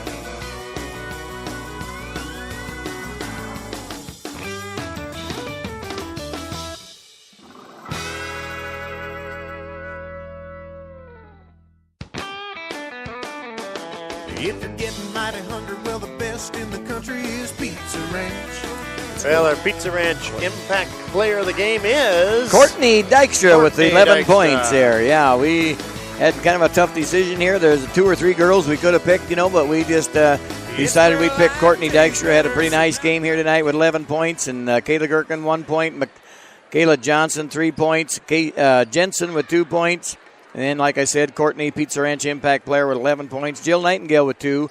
Winona Steenoven with 4. Madison Driesen with 6 points. She played a nice game, too, Madison Driesen. It was kind of a toss-up there between Madison and Courtney. And anyway, Mackenzie Post wound up with 11 points here tonight. So, final score, 53-40 in favor of MOC. So, it won't be long, and we'll be about 15 minutes and be in the boys' game. Boys are out in the court here already warming up, so 15 minutes we'll be giving you the boys' game. So, some overall shooting percentage tonight, 31% for the Mustangs, 45% on the aggregate for MOC, and that's really the difference in that ball game. The third period was 22-6 score, and that's what really set the distance on that final score. So yeah, you were right, John. It was the third quarter that set them apart. So, well, as I said, we're going to take about a 10-minute break here. We're going to let you hear from the MOC Floyd Valley Band. They're playing it out loud and proud and pleasing the crowd. So we'll be back after a short breather. Stay tuned here. Be back in about 10 minutes, right? We're listening to the GLR Network, same as you. So we'll be back in 10 minutes. Okay.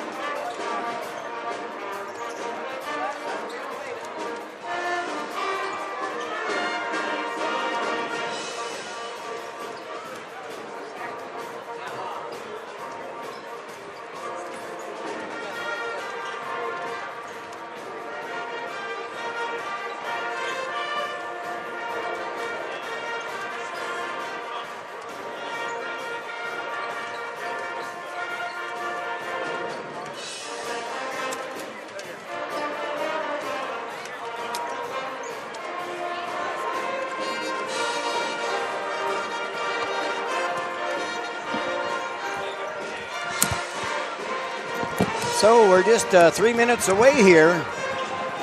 3 minutes away from game time of the boys, 2:57. And so talk to some folks in boys basketball game here. The sponsors are going to be Jason and Kim TeHark, Ryan and Charlotte Klinkenberg, and Skinny Construction there out of Sheldon, Iowa. Skinny Construction, if you got any hog buildings to build or shingling to do or tin a roof, there's no job too big or too small for Skinny Construction. They'll do it all, residential or commercial buildings, and just call 712-540-2434 at Sheldon for Skinny Construction.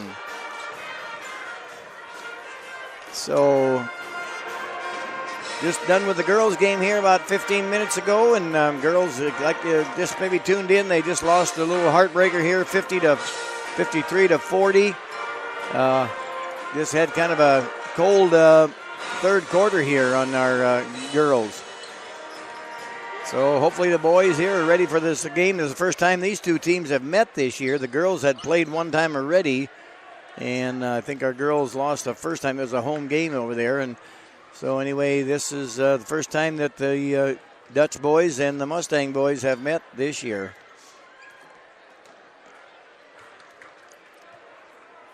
So a good crowd here tonight at MOC. MOC got a lot of people across here from us, and George Little Rock has got a good crowd here. It's hard to tell. It's a big gym here and a lot of seating capacity.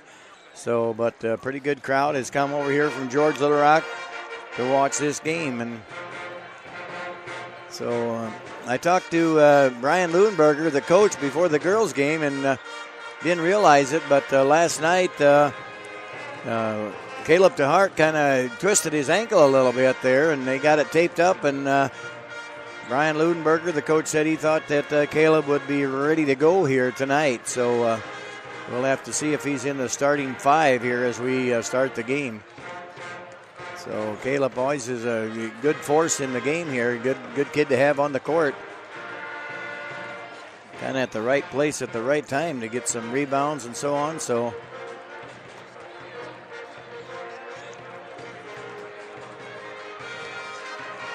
well, Craig Johnson. That band is sounding good. Sounding good, yep.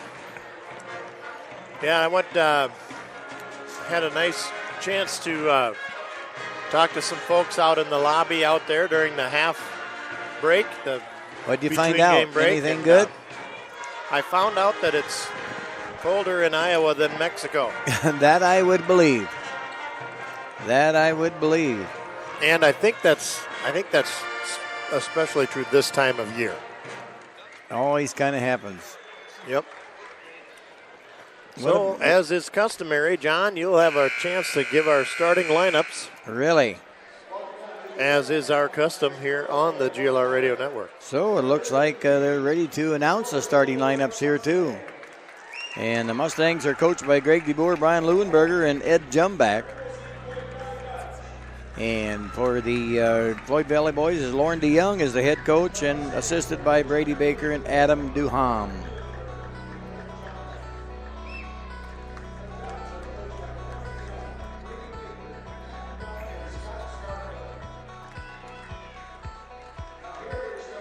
And here's the starting lineups here, getting ready to announce them there from the George Little Rock Mustang boys. Is number 0, Jaden Malden, a senior. For the Dutch, a junior, number 10, Eli T. Grotenhuis. And for the George Little Rock boys, number 5, a junior, Lucas Nagel. And for the Dutch, a senior wearing number 12, Roman DeYoung. And a senior number 12 is Josh Haken for the Mustangs. And for the Dutch, we have number 22, Trenton DeHaan, a senior, 6'6" senior. And for George Little Rock, number 20, Caleb TeHark. And a senior, number 32, Joshua Jensen. And for the Mustangs, number 23, Landon Jumback, who is a junior.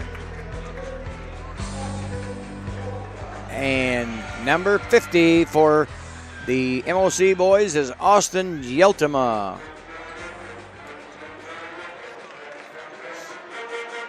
So announcements have been made here, starting lineups, and we'll be ready to go here. Boys taking the last minute instructions from coaches and ready to go. So the crowd is all fired up here, ready for some good boys basketball here. Siouxland Conference basketball here at MOC, Orange City, Iowa. George Little Rock Mustangs against the MOC boys. Mustang boys will be going to our right here, to the east in the court here, and MOC will be going to the left here, or to the west side of the court here. So Lucas Nagel in the center circle, ready to jump. Here comes the MOC boys out. Take their position on the floor. And jumping center against Lucas Nagel will be number 32. 32 is Joshua Jensen, a 6'5" junior. So ball's up and controlled by the Mustangs here. Jumback got the tip off, and so passed over to Malden. And that ball was tipped out of bounds by number 32, Jensen. Tried to get a pass in there to Caleb DeHark, and so Mustangs with the ball there. Josh Haken putting the ball in bounds.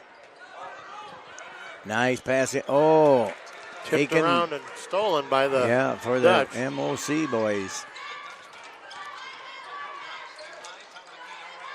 Eli to Groton High, top of the key. Left side Roman DeYoung. Out on the baseline, and Roman takes a three. It'll go. And it goes DeYoung. there. 3-0 our score early on here now. Favor of the Dutch here now. Now over to Jensen. Back over to Haken. Back over to Malden.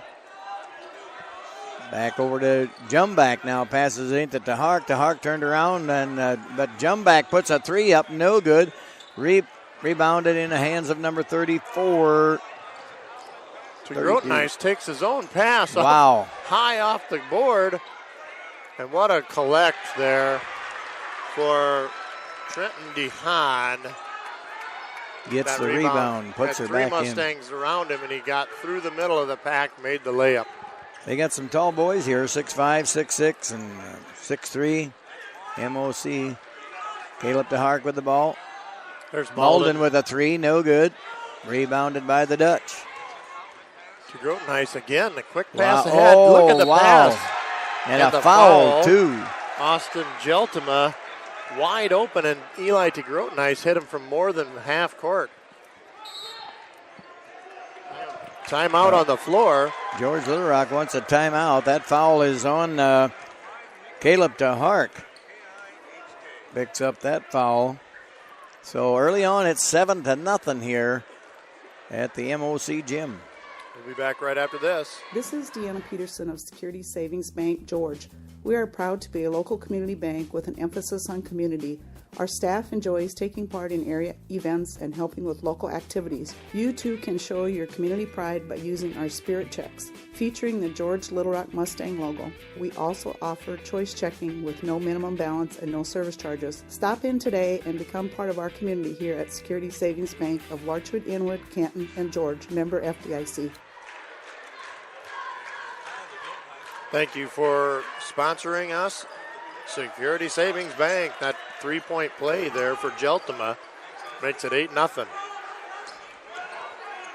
Minute and a half gone in the contest. Ball tipped. Mustangs collect it and keep it. Passed into Caleb. Now pass back out to Haken. Back inside to Nagel at the free throw line, and count it for Haken. A two-pointer there. Jeltima took extra steps, lost the handle, and turns it over for MOC. Back to the Mustangs. So Caleb DeHark inbounding there to Josh Haken. Quickly ahead there to Nagel in the front court. Nagel passes over to Josh Haken. Malden driving into the free throw lane, puts a shot up and count it for Malden. Man, a lot of hard work to get that simple shot up and good for Malden. 8-4 our score to Groton Heights. Really a ball handling machine out there. Gets it inside. There's a sweep move, and it's good for Josiah Jansen. Up and good. 10-4 the score. 5:34. Malden with a pass into Nagel. Nagel puts a shot up and got it blocked a little bit, I believe, and no good. And that's going to be a foul on on Nagel. Yep. Fouls on Nagel. Lucas for his first foul. Boy, defense by the Dutch. They're just taller than the trees inside there. Yeah, that could bother our boys a little bit, the height of the Dutch, and they're quick too. So here is Graham Mayrose, another quick fella. Here's a nice block nice block by Mustangs. Malden. Malden got up high to block that shot. Haken comes away with it. Pass over to Nagel way. Was that blocked a little bit? Because way short. Yep. And Mayrose takes it across. Ball kicked out of bounds to Grotenheis. Pass inside, kicked out of bounds. Last touched apparently by the Mustangs. Mayrose will inbound. MOC 10, Mustangs 4. Here's the entry pass. High lobbing pass, gets it into Trenton DeHaan. DeHaan, the 6'6 senior for MOC. There's a pass from Mayrose. Nice. Steps on the way and no good for the back. shot by Here Ben comes Calsby. Haken quickly across the timeline. Haken passed over to Jumback. Jumback in the hands of Nagel. Malden with a three from the corner. No good there, but rebounded by Josh Haken. And Haken puts her up for two. Nice little reverse putback. Josh Haken, good presence and a good rebound and a good finish. 10-6 our score. Here's DeHaan, had a dribble picked up. Nice pass from DeHaan. Nice pass. Underneath. Oh, check that. That was a nice pass from Jansen to DeHaan. DeHaan with the bucket. DeHaan with the made basket underneath.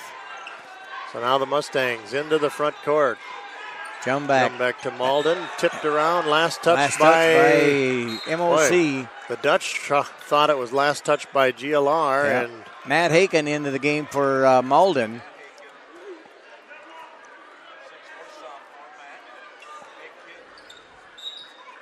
here comes the entry pass from Josh Haken.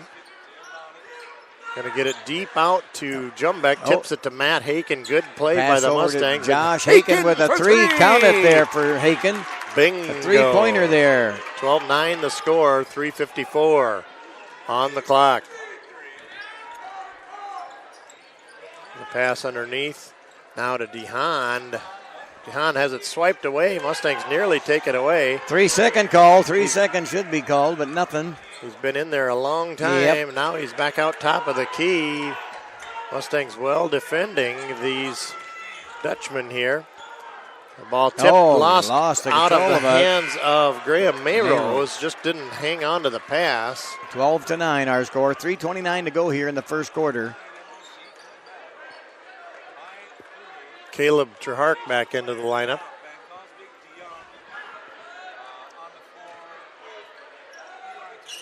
Now Josh Haken with the ball. Now over to Caleb Trehark. Caleb Trehark bringing across the timeline. Jump back with a three and in and out. Deep in and out, but no good.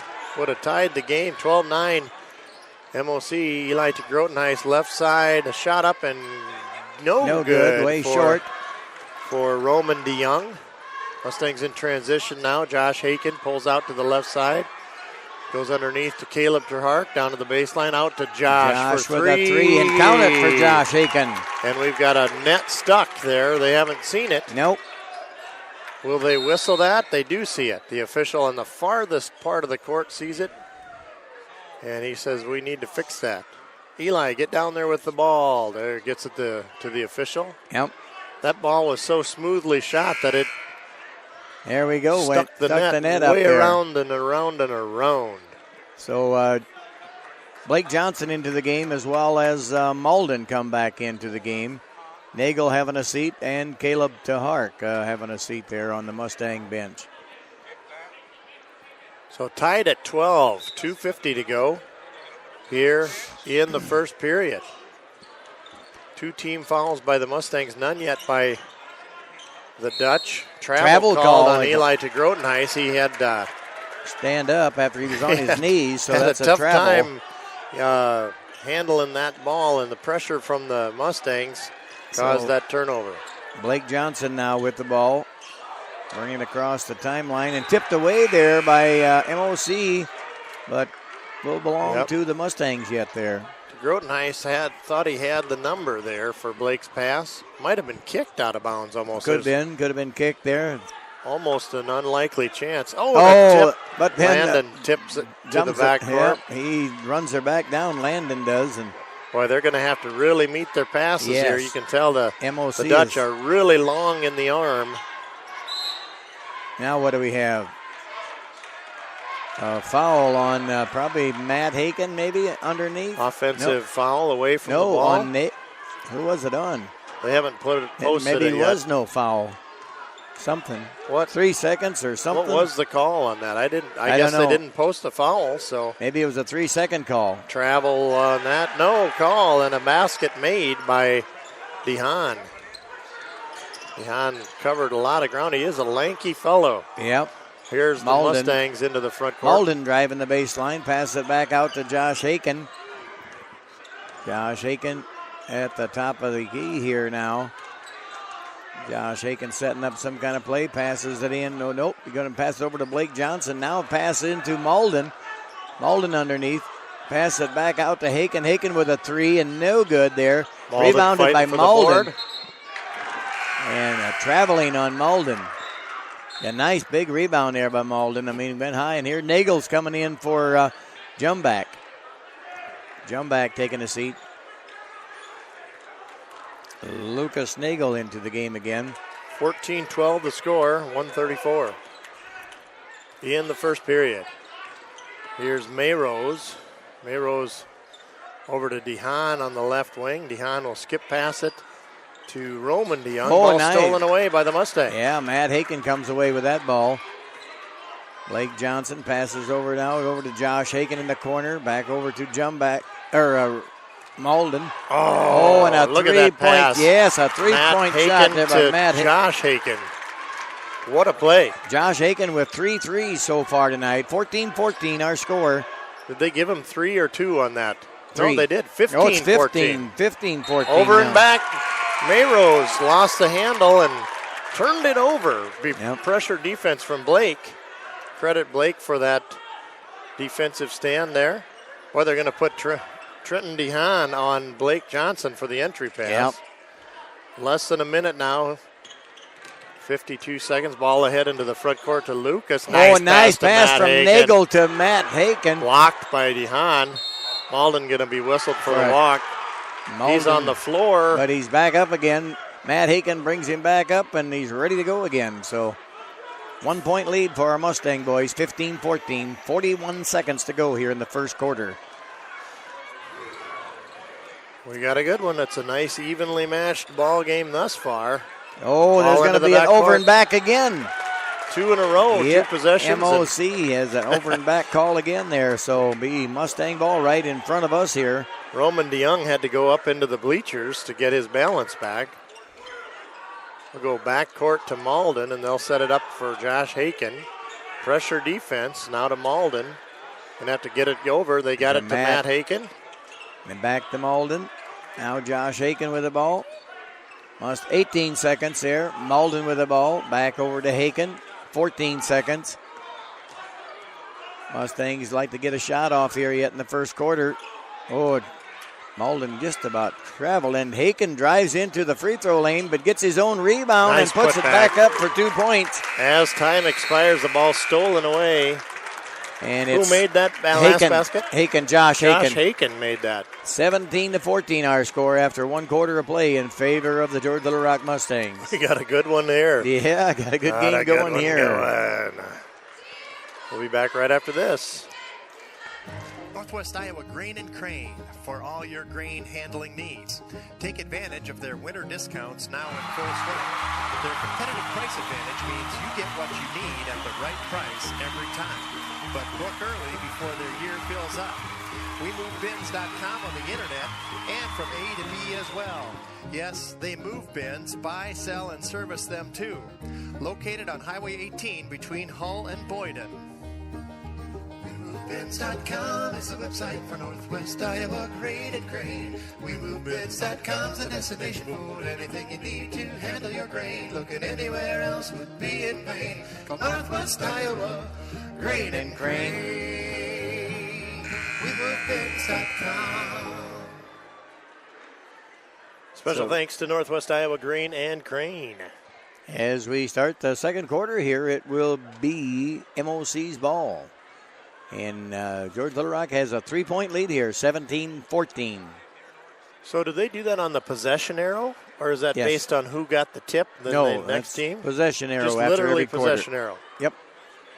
Is that in an effort to keep the game fair? I guess so. 30 years of officiating experience, you know the ins and outs of these rules. Josiah Jansen off to Eli to Grotenheisen. We're underway, second period. Eli passes it inside. Roman DeYoung, Road got ball blocked. stolen away, Matt, blocked. There's going to be a foul on number Got landed 50, right in the face or something. right in the eyeball. He's Yep. okay, but it Yep. stung a little bit. Good Yep. sportsmanship. He went over and Yep, Jeltima. said sorry. Yep, Jeltima, give him a little pat on the back there. And The official saying, hey, you going to be all right? And he says, yes, I'm going to pass it in right now to Yep. Malden. We'll get this thing underway here. so Josh Hagan getting double teamed, but got it back to Malden. Now Malden bringing it across the timeline. Malden with good ball handling. Yeah. Right in traffic. Lucas from Lucas, 17 on the no wing. good there. And the rebound. Rebound fought there for. by Josh Hagan. Josh And Hagan puts puts it up. her back in there. Josh Hagan is fierce under the boards there. And That's two of those that he put back in with the left hand. Yep. Roman DeYoung, left wing. Dehan 19. Johnson now to the right wing. Jeltima, long three ball, no good. Rebound tipped and into the hands of Roman DeYoung. And going to be a And foul on MOC. Nagel had position, and Yep. it'll be an over-the-back call. Is that on Jeltima? Number No, 12. check it. That's number 12, Roman DeYoung. DeYoung. His first foul of the night. Josh Haken way down on the baseline, dangerously close Yep. to dangling a toe there. Mustangs fighting for the Gets it front to court his brother, possession. Matt. Oh, Malden down underneath. Malden's shot got blocked, but Matt. Oh, and they're going to be a Boy, it's a foul foul on the Mustangs away Malden, from the. probably, huh? That's on 2-3. Oh. That's That is on Jumback. Landon whistled for the away from the ball contact. Yep. 19-14. Mustangs in the lead here. Been kind of a long time since we had a basket made here. Eli to Grotenheis, Roman DeYoung inside. Out to DeYoung. Oh, three-pointer short there, Matt. Haken comes away with that loose ball there, rebound. Nagel passes it back out to Jumback. Jumback over to Josh Haken. Boy, a lot of defense here Yeah. being exhibited. Nice pass inside. Now Lucas Nagel driving to the Nice left move side. by Lucas, and count it for Lucas such Nagel. a nice soft touch shot there inside. 21-14 Mustangs. To And Grotenheis. ball taken away, but they're going to call a foul on Jumback as he reached in there to get the ball. Yeah, So Jumback can't believe it, but referee right there and called a foul on Landon Jumback, his second foul of the night here. Blake coming in his stead. So Jumbeck sitting down, Blake Johnson in his stead. Here's the entry pass, wide open underneath. No Blown good. the money, but it's rebounded by DeHaan, I believe. Now 42's got it. That's Van Kalsbeek. And there's T. Grotenheis with a three-pointer. How in the world? Matt Haken going to pick How up in the a world foul. I have is that no a idea. foul on him? I have no idea. It's going to be a foul on Matt Haken. Josiah Jansen getting the benefit of the baseline move there. Yep, 21-14 here. 6:02 to go here in the second quarter. There's a skip pass Oh, tip, boy. and it's into the I hands thought of Malden was going to get a steal there. Jeltima retained possession. Now out to De Grotenheis underneath to DeHaan. DeHaan guarded by Blake Johnson of all people, way out to the high court. How many pivots will he take? And he scores. Josiah Jansen puts it up and in. And timeout for MOC Floyd Valley after that made basket. 21-16 our score, 5:42 on the clock. We'll be back right after this.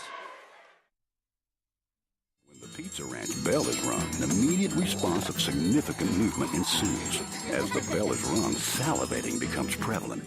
These behaviors occur due to the pull of crispy hand-breaded chicken and the pull of hot, melted real cheese on made-from-scratch dough with our fresh, manner-compromising sauce. And the appeal of our all-you-can-eat buffet can't be ignored. Pizza Ranch. And for delivery, give us a ring.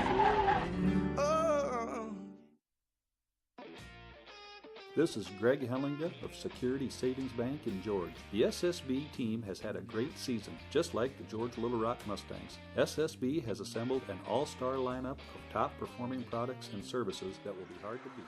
Well, we're going to come back to that. We're back to live action here after the timeout. Mustangs shooting 46% from the field right now. So a 5-point lead. Caleb to Hart. Back over to Josh Haken there now. Yep, Caleb's back into the lineup now. Ball taken away from Matt Haken. He just got the ball passed to him, but it's a quick heads-up catch by Van Kalsbeek to take it away. And Jansen. Blake Johnson just about ready to get a steal there, but now Blake kicked the ball, so Blake's not going to let it be easy for him. No, he's out at the point of the spear out there on the high court. He's a little hustler there now, Johnson is. Got a foot on that pass, so it'll be out of bounds. An entry pass in for MOC Floyd Valley. 5:06 left in the half. They'll go over to Mayrose. Nice pass underneath to DeHaan. Ball blocked, but enough power to get over the rim and in for DeHaan. Mustangs breaking the press here to get across. Josh Haken on the far right side. Nagel with a little 10-foot nice shot 10 and counts her. Good. 23-18. Here's Mayrose now, top of the key, over to Grotenhuis. Ooh, that's a nice play there. DeHaan just an imposing presence in the low paint. Got the pass inside and made the basket. He's 6'6", that DeHaan boy, so he gets that ball under there and hard to stop his shot. Ball over to Blake Johnson. Blake on the far corner, passes it back out to Haken. Haken now going to drive into the lane, pass it back out to Hark. Hark back over to Blake Johnson. Now into Matt Haken. Matt passes it back to his brother Josh. Now Blake Johnson with a three on the way, and count it there for Blake Johnson. Just good ball movement that whole possession there. And Blake with a swing and a miss, but a steal knocked it out of bounds. Yep. And he landed on two teammates on the chairs, way over outside the court. Good hustle from Blake Johnson. 26-20 our score, favor of the Mustangs here. 3:53 to go. There's a steal on the entry pass. Passed right to Caleb DeHark, and Caleb brings the ball across. Gets it to Lucas. Blake Johnson looked at a three again. Now right from the free throw line, Nagel puts one up, but no good. Good rebound, Van Kalsbeek. Oh, he's going to call a foul on Nagel. Yeah, even if you get that steal, most of the time they're going to call that. Because reaching in like that, Even if you got it clean, the official almost has to give the benefit of the doubt. Yep. He did make a steal, but it is a foul, a second foul on Lucas. We can't afford to lose him to fouls here in the first half. And Kalsbeek left wing, looked at a three. He's going to pass it around the horn. Mayrose, DeHaan. DeHaan looks at it now. Van Kalsbeek cross again to Mayrose. Sizes it up and pops it in from three. 26-23 our score. Malden's got it now in the backcourt. Mustangs facing full court press. There's Blake Johnson into the front court. Passed over to Caleb DeHart. Now over Peyton Malden into the game. Yep. Matt Haken passes it across the court over there to Johnson. Jaden Malden goes up with a little floater, no good, and rebounded by Caleb DeHark and puts it back up, but just no good there. Oh, what a catch in the deep court. Oh, and that's going to be out of bounds Mustangs on MOC. Yep. Dodge a bullet there, because what a catch. MOC boy was standing out of bounds. Yeah, Kyle Grotenhuis, his momentum carried him outside the court, and the ball was tipped to him, and it'll be Mustang basketball. 2:39 to go here, second quarter. 3-point lead for the Mustang boys. Into Matt Haken. Matt Haken pass it back out to Caleb to Hark, and a three-pointer no good there. Big rebound for MOC. A lot of caterwauling. I don't know what the crowd complaint was there, but great rebound from MOC. Something we didn't see, I guess. Yeah. Here's the Roman DeYoung traveling to call. They're calling that so quick these days. Now that's it's hard okay. to make a basketball move. 2:12 to go here, still with a 3-point lead for our Mustang boys, 26-23. Johnson inbound pass over to Caleb. Caleb to Hark. To Hark.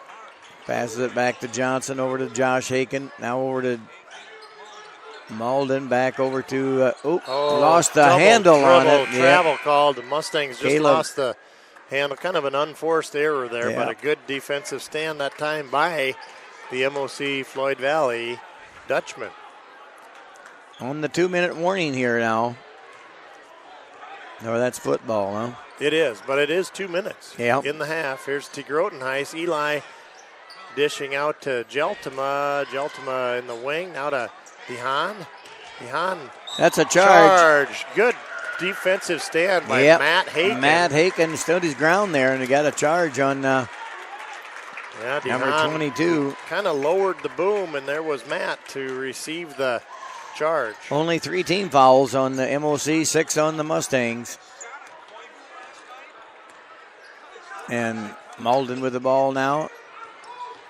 Haken driving in all the way. Oh, they're going to call Haken for travel.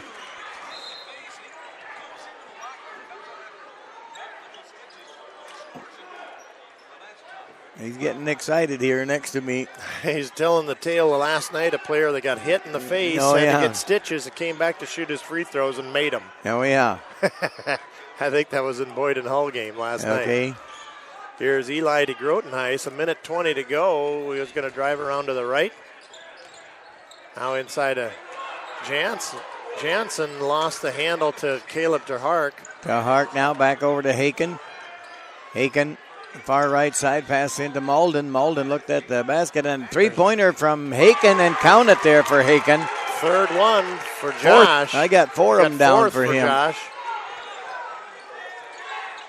Oh, wow. Blake Johnson just took a There's an answer for Roman DeYoung from the other end for 3. That's 2 threes for Roman already now. 29-26. Boy, this defense from MOC. Yep, 35 seconds. Caleb to Hart going to put a back bucket up, and he got fouled. But no, before the shot, I guess they're calling it. So it'll be out of bounds. Out of bounds here for our Mustang boys. Blake Johnson going to put the inbound pass in. We got a few subs. Yep, Roman DeYoung with his second foul takes a seat for MOC. Nice entry pass and a foul on the ensuing shot. We're still out of bounds. That foul is going to be on number 32, Jensen. Yep. His first foul of the night. There's Josh Haken with a 3. Nope, in and out. In and out it was. Jansen with the rebound across the timeline, 25 seconds. Nobody picked him up. That's got to be a travel before. No, Blake You're going to call him. it. I think so. They're going to call it on El Numero Uno. Tripped him up. Blake with the foul. Blake Johnson, first foul on him. And that's 7 team fouls, so that puts Jansen at the line for a 1-on-1. Chance to cut into this 3-point lead the Mustangs have. Misses it, and Mustangs with the Matt Haken rebound. Clears the board here. 21 seconds to go here in the first half. Ball ahead to Malden, into Caleb to Hart. Passes back out. Oh, you got to meet your pass, and it was stolen away, but stolen by Blake. Stolen by Blake 8 Johnson. seconds left. He snuck up behind. Blake gets knocked down. And he's going to get called on Dehan, I believe. Johnson spends a lot of time on the floor every game, I'll tell you that. He gets rough loose. But still not in the bonus, we are not. That is 6 fouls. We're going to be down to 2 seconds here. Yep. They got to catch and shoot here practically. It'll be a catch and shoot deal, and that's all the time that's left. 2.3 seconds on the clock here. Caleb DeHark with the ball, got to shoot if it goes. And no good there. So after one half of play, George Little Rock Mustangs 29 and the MOC 26. What a game. 26 at half, 29 at half, and then we've got a 10-minute halftime period here. That's what they do, I guess. And I'm gonna let you talk to Coach Glanzer for Coach's Corner here. Yep, just thank them people there for bringing us the... The boys basketball game is brought to you by Jason and Kim Terhark, Ryan and Charlotte Klinkenberg, and Skinny Construction out of Sheldon, Iowa. Yep. But no job too small, no job too big. That's right. They can do it all. They can do it all. Just call that number there. Thanks 712-540-2434 to get a hold of Skinny Construction. Yeah, we've got Josh Haken, 4 of 6 from three-point land in the really? first half. Yep. What does Josh have for total points there? 18 in the first half. What a great game, an outing for Josh Haken. Well, we'll be joined in mere moments here by head coach Tyler Glanzer here in Coach's Corner. Sneaking up here, I guess. So I'm going to hand off my headset. Here you go. Okay.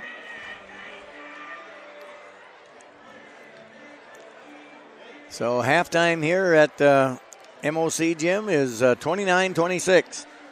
Oh, yep, okay. I got you on there, Tyler. You hear me okay? Oh, I think so. Okay, good. I just had the mic turned off here and not trying to shut you down or nothing, but just was saying about the score here, 29-26 here now in the boys' game at halftime, and so we got an exciting boys' game going on here. And so anyway, Tyler, just talking a little bit about the girls' game. Why, I'll tell you what, I was impressed at the first half of your girls played, and they just was right with them, and it was anybody's game. And we just thought that, well, we know that the girls kind of just got cold shooting there in the third quarter. And MOC, just like they couldn't miss anything there. And so what's your thoughts here tonight? Yeah, first half was, for girls, anytime it's 30-30 at halftime, it's a pretty entertaining game, really. Went up and down the floor. Both teams were shooting pretty well. It was a good first half. I thought our girls played really well in the first half. Offensively and defensive, really. You know, we gave up, I don't remember the score. I just don't remember it was a 1-point game, but it was around 30. But 28-27. So, you know, we gave up 28 points, but defensively, you know, our game plan was to, you know, not to press, but really more just slow them down, and I felt like we did that. They didn't get any fast break points on us. They had to earn everything they got. On the offensive end for us, we moved the ball pretty good. We had a couple possessions here and there where we didn't really move very well, and kind of forced ourselves in a tough shot, but for the most part, we played pretty well. Second half, when you look at the stats, that's exactly what it is, John. They shot really well, and we didn't. Yep. They was making some threes, you know, and just any bucket they put up, shot they put up, seemed like it went in, and we just struggled with getting the ball to go through the hoop. Well, they switched to 2-3. Yes. And we've seen 2-3 zone before, and we got an offense that we've ran really all year, and we just could not get a shot to fall through it. You know, execute it, move the ball around, and get a good look, and it just wouldn't fall. It's as simple as that. As a coach, you're always trying to find there's got to be something we can do. And we made adjustments during the second half to try to get points, to run some set plays. We even changed up a different offense we use against the 2-3, and it just didn't seem to help. No. I don't know if if fatigue sets in, having to go back-to-back last night to tonight, or if it's just as simple as they made shots and we didn't. Well, for the fans and for us up here on the GLR radio, it was a lot more better game to watch and to broadcast than the first time we played MOC. And like you say, they didn't get no easy, fast breaks on us this time. Your girls was playing some good defense on them, I thought. Yeah, especially in the first half. Yes. I thought in the second half. Now, if a team's going to make shots, sometimes there's not much you can do about it. But I did feel like there was a little stretch there, and especially in the third quarter, where we kind of allowed the frustrations we were having on offense bleed over to the defensive end, and we got caught kind of napping a couple times with some of their inside shots. But very true. Overall, I know my girls are going to give me good effort on defense, and I don't doubt that. What we need to do is just not lose confidence just because we had one bad half of basketball. We just learn from it and move on. Yep. Yep, would have been a nice victory here tonight over MOC, but it just wasn't in the books. But girls do not have to hang their heads in any which way, I don't think. And so I think everybody's pretty proud of the way they played against MOC tonight. And MOC's not the best team in the world like they had in the years past. I think they only won 3 games too this year, so. Well, talking to the coach at a time, they've been going through some injury type stuff. They had one girl miss 3 games, one starter missed 3 games because of the flu. Things like girls getting their wisdom teeth out and having to miss time. So that's part of the issue there. I know their Sibley loss, they were missing 3 starters for that game. So they've been dealing with those things. When they're healthy, they're still an awfully tough out. Yeah, now that hurts when you get girls out with either the flu or different things like that, So what's coming up now next week? There's only one game. Ain't nothing on Tuesday night, is there? Nothing on Tuesday, but we still have 2 games. Oh. We have Sibley coming to town on Friday, and then we go play at the Pentagon on Saturday. Oh, who do you play there at the Pentagon? We drew Clark-Willow Lake. The girls will play at 12. And the boys are at 1:30. Both of us play Clark-Willow Lake. Oh, okay. Yeah. So where's that at, Clark-Willow Lake in South Dakota? Well, Clark-Willow Lake, it's northeastern part of the state. I actually spent through 3rd grade living near Willow Lake. Oh, yeah. But it's northeastern part, Watertown, kind of in between Watertown and Brookings. Oh, yeah. In that area. And those games are played at the Pentagon. There's going to be a lot of games playing at the Pentagon, starting at 9. I think the last one starts at 7:30 or so. Do they have more than one court going there, or don't you know? Well, I don't know if they have other stuff going on that Saturday, but the Heritage Classic that they call it, that'll be all on one court. There's girls and boys games. I know West Lyon will be playing there. Sioux Center's playing there, and then some other South Dakota schools and Minnesota schools. So hopefully it's a fun atmosphere and a good experience for our girls. Yeah, so will they be using the shot clock there? I'm sure they will. Yeah, for girls and boys. Yep. Well, wasn't a year ago or something South Dakota just used a shot clock in the double A's or something? And I believe they got it everywhere now. They got it everywhere now. Okay, yeah, I didn't know. I didn't keep up on that, whether they was having that in every class or not, So, yeah. So we got a pretty good boys game going here with a 3-point lead for our Mustang boys. And MOC got some tall boys, and kind of hard to get some shots over them, and they block a few shots. But, our boys are doing okay. Josh Aiken has been tough in there tonight, and all the boys have been doing good. Yeah, MOC is very big. Yep. And they, even if you scout a team and know that ahead of time, it's still trying to get something, especially around the rim, is going to be tough. They're long, they're athletic, they sit in their zone, and it's hard to get passes where you want them to go. They're also a load on the offensive end, so. Yeah. But guys worked hard. They got a 3-point lead. All they got to do is win the second half. Yeah, like you said the other night, I believe last night, our boys can put some offense up, and score some points. So hopefully that works for them now here in the second half and come out of here of a winner tonight. And so anyway, we'll see you Friday night, I guess, that home game you said with Sibley and girl-boy doubleheader there. Yep. So, this is the first time the boys played MOC too, isn't it, this year? Yeah. Correct. So, this is their first time. Too. Yeah, right. So, good luck to you Friday night and Saturday, and we'll talk to you maybe Friday night over there home in George, Iowa. All right, sounds good. Yep, thanks, Tyler. Thank you. So, Tyler Glanzer there, the head coach of the girls here, and kind of little inside of the game there. We got a minute and a half to go here before we start the second half. And like we said, the George Little Rock boys are leading by 3 points, 29-26. So we'll be going here in about a minute and a half. And ball will be, start the second half. So the ball will be in the possession of George Little Rock. So like we talked earlier, this is the first time that the boys have met here, MOC and George Little Rock. The first time it was just a doubleheader girls game, JV varsity girls at home in George. And yes, and it has been a very telling first half, the tail of the tape. If you were to measure the teams by length and lankiness and arm distance, I think that the scale would tip in favor of MOC. I would say. They're getting hands into passes that other teams around the conference just don't touch. That's right. And our team has had to make an adjustment for that. We're fortunate to have a 3-point lead here at the start of the third period.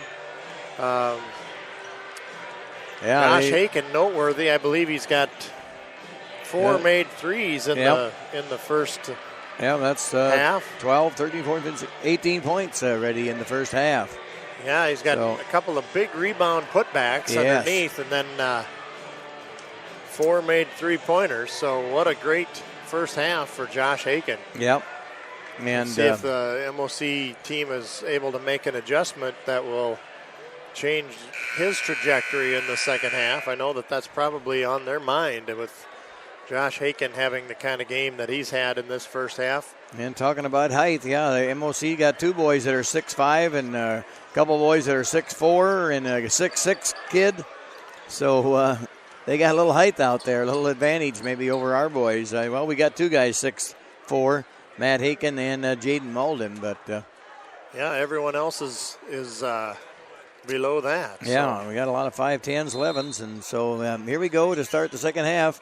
Mustang ball here. Josh Haken with the ball now. Passes it over there to Malden. Back to Josh. Now over to Jumback. Jumback passes over to Nagel. Ball tipped out of bounds there by MOC player. So Jumback will put it in play right in front of the George Little Rock bench. Wow, there's going to be a foul on number 10. Yeah. T. Grotenheist there. Tried to steal a pass there, an inbound pass, and jumped right into Haken. Fortunately, Malden met the pass, and it was on Malden. Haken, I guess, and whichever player of ours met the pass and kept the possession. Here's tipped around on the ground, and it's. They called a timeout quickly. The boy on the floor called a timeout quickly. So that is a heads-up play from Josiah Jansen there. Yep. Got the possession and put his hands into the timeout position immediately. 3 timeouts left now for MOC. As one is taken right here at the beginning of the third period. Only just to save that possession, there's no doubt in my mind. Yeah, that's right. This guy over here, he's pretty good. He can be on the radio, and he can keep stats, and he can talk on the phone and text and everything. Yeah. He's a lot better than us. And he's taking pictures of his Twitter feed and everything. I know it. He's something else. He's even got you in the Twitter feed now. You're in the Twitter sphere. Did you know that? Yeah, Twitter. I didn't know nothing about Twitter, but I'm a tweeter. Yeah, you and our president, I tell you. Yeah. You guys are making it famous. Yep. Here's Roman DeYoung now to DeHaan across the Grotenheist. Goes to Roman DeYoung again right side. Now they'll go down to DeHaan, and DeHaan will follow the trajectory of the arc. They'll reset with 7-10 over to Roman DeYoung left wing. Top of the key to T. Grotenheist. Jeltima. They're not getting where they want in the inside. This time they get it to DeHaan. Yep. He's at the low post, double teamed. Jeltima gonna fake pass. Now gets it to T. Grotenheist. Roman DeYoung. Got a 3-second call there. 3 seconds in the lane. So, man, a long time went off that clock, and they finally were in the... A minute, I believe, almost, practically. Yeah.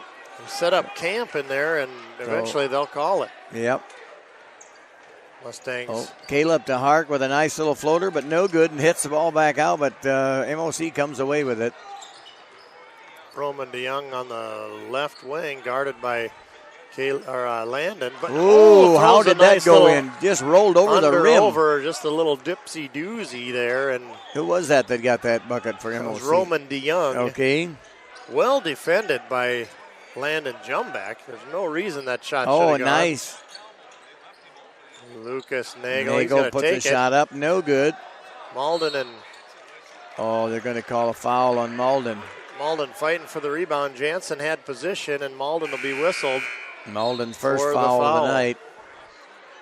28-29. Mustangs lead by 1 here. 6:14 to go in the third quarter. Who's that girl sitting next to you? That is Isabel. Isabel. She's keeping percentages. of shots made. Here's Jen DeYoung now to Mayrose. Back to DeYoung. Ball stolen away. By and then Nagel, and then we're going to get a foul. Kind of a swat foul on Roman DeYoung. Yep.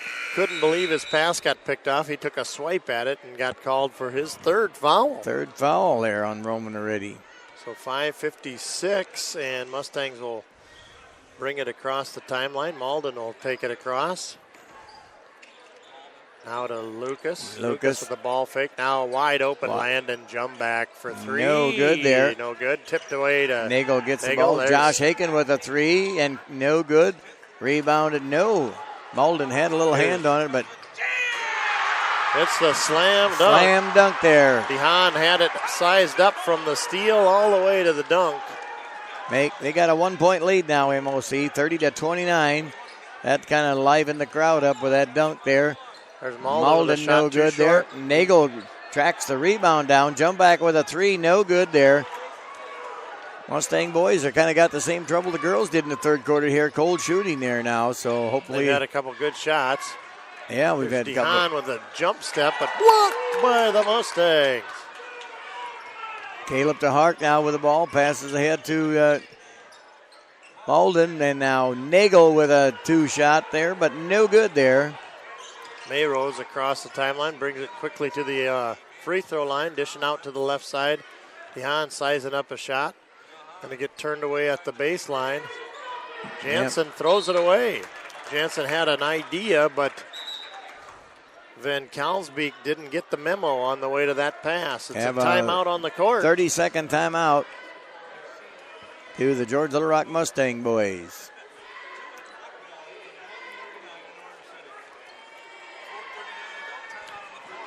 One degree outside, I just seen on his phone there. 1 degree. 1 degree. They had a wind advisory for eastern counties here. Yeah, so, if it's cold and windy, that's different than if it's just cold. Or if it's just windy. Right, so we got both. Then it's really cold and windy. windy. We're on bonus weather here in northwest Iowa. Yep. I heard the news or the weather this morning. They said it's supposed to warm up, though. I think July or something, June or July. They're talking about a little heat wave coming through. It's going to be in the 70s and 80s. That's what I heard. June, and then into the 90s in July. So Malden with the ball now. Passes over to Josh Haken. Josh Haken looking to get something set up here now. Getting double teamed here now. Nagel.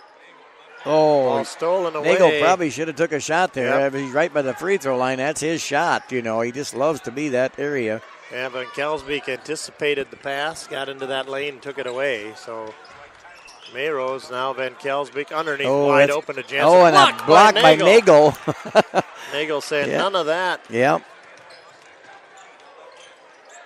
Passing. Oh, nice pass in there to Caleb. Now over to Nagel. Nagel finally gets a bucket there. 10-footer, and it's good. 31-30. Here's the ball quickly ahead. Spin move and a block by the Mustangs. And now, taken away by number 4, Kyle to Grotenhuis, and the basket's good.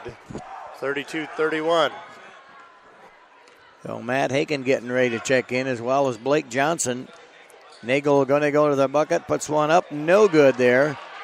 Well defended, and that Jansen will take it through. He's going to be a blocking foul. No, it's a charge. It is, huh? Josh Haken got down there and stood his ground. Going to push it the other way. That's his third foul on Jansen. That's a charge there. Yes, and the third team foul in this half for MOC Floyd Valley. Boy, a third foul on Jensen, huh? That's what they've got up on the big board there. 3-2-1 on the clock. Matt Haken in the game, and so is Blake Johnson for the Mustangs. So Blake Johnson passed over to Nagel now. Nagel pass back to Josh Haken. Josh Haken driving the left side, pass over to Malden.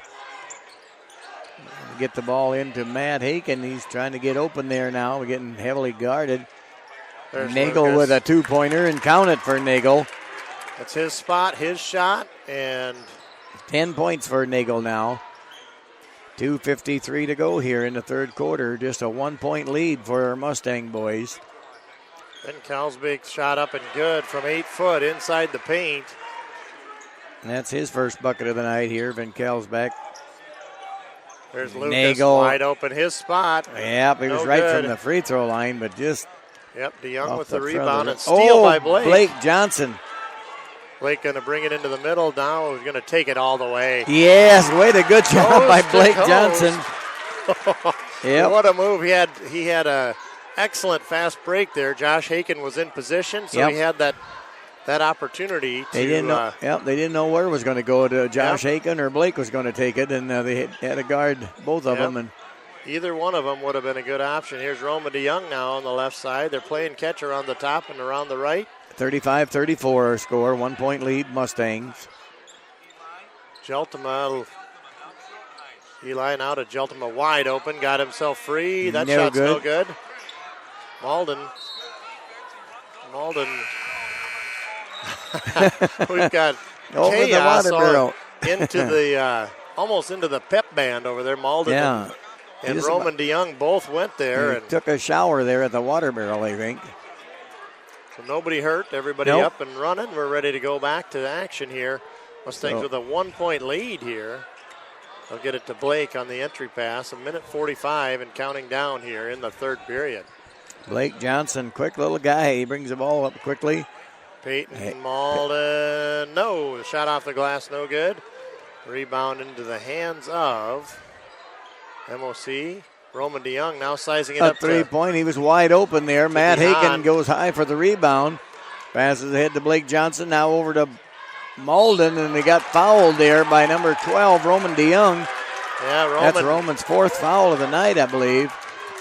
Roman didn't like the call, but Nope. he is on his fourth foul, I'm afraid. So Peyton Malden will be at the line to shoot 2.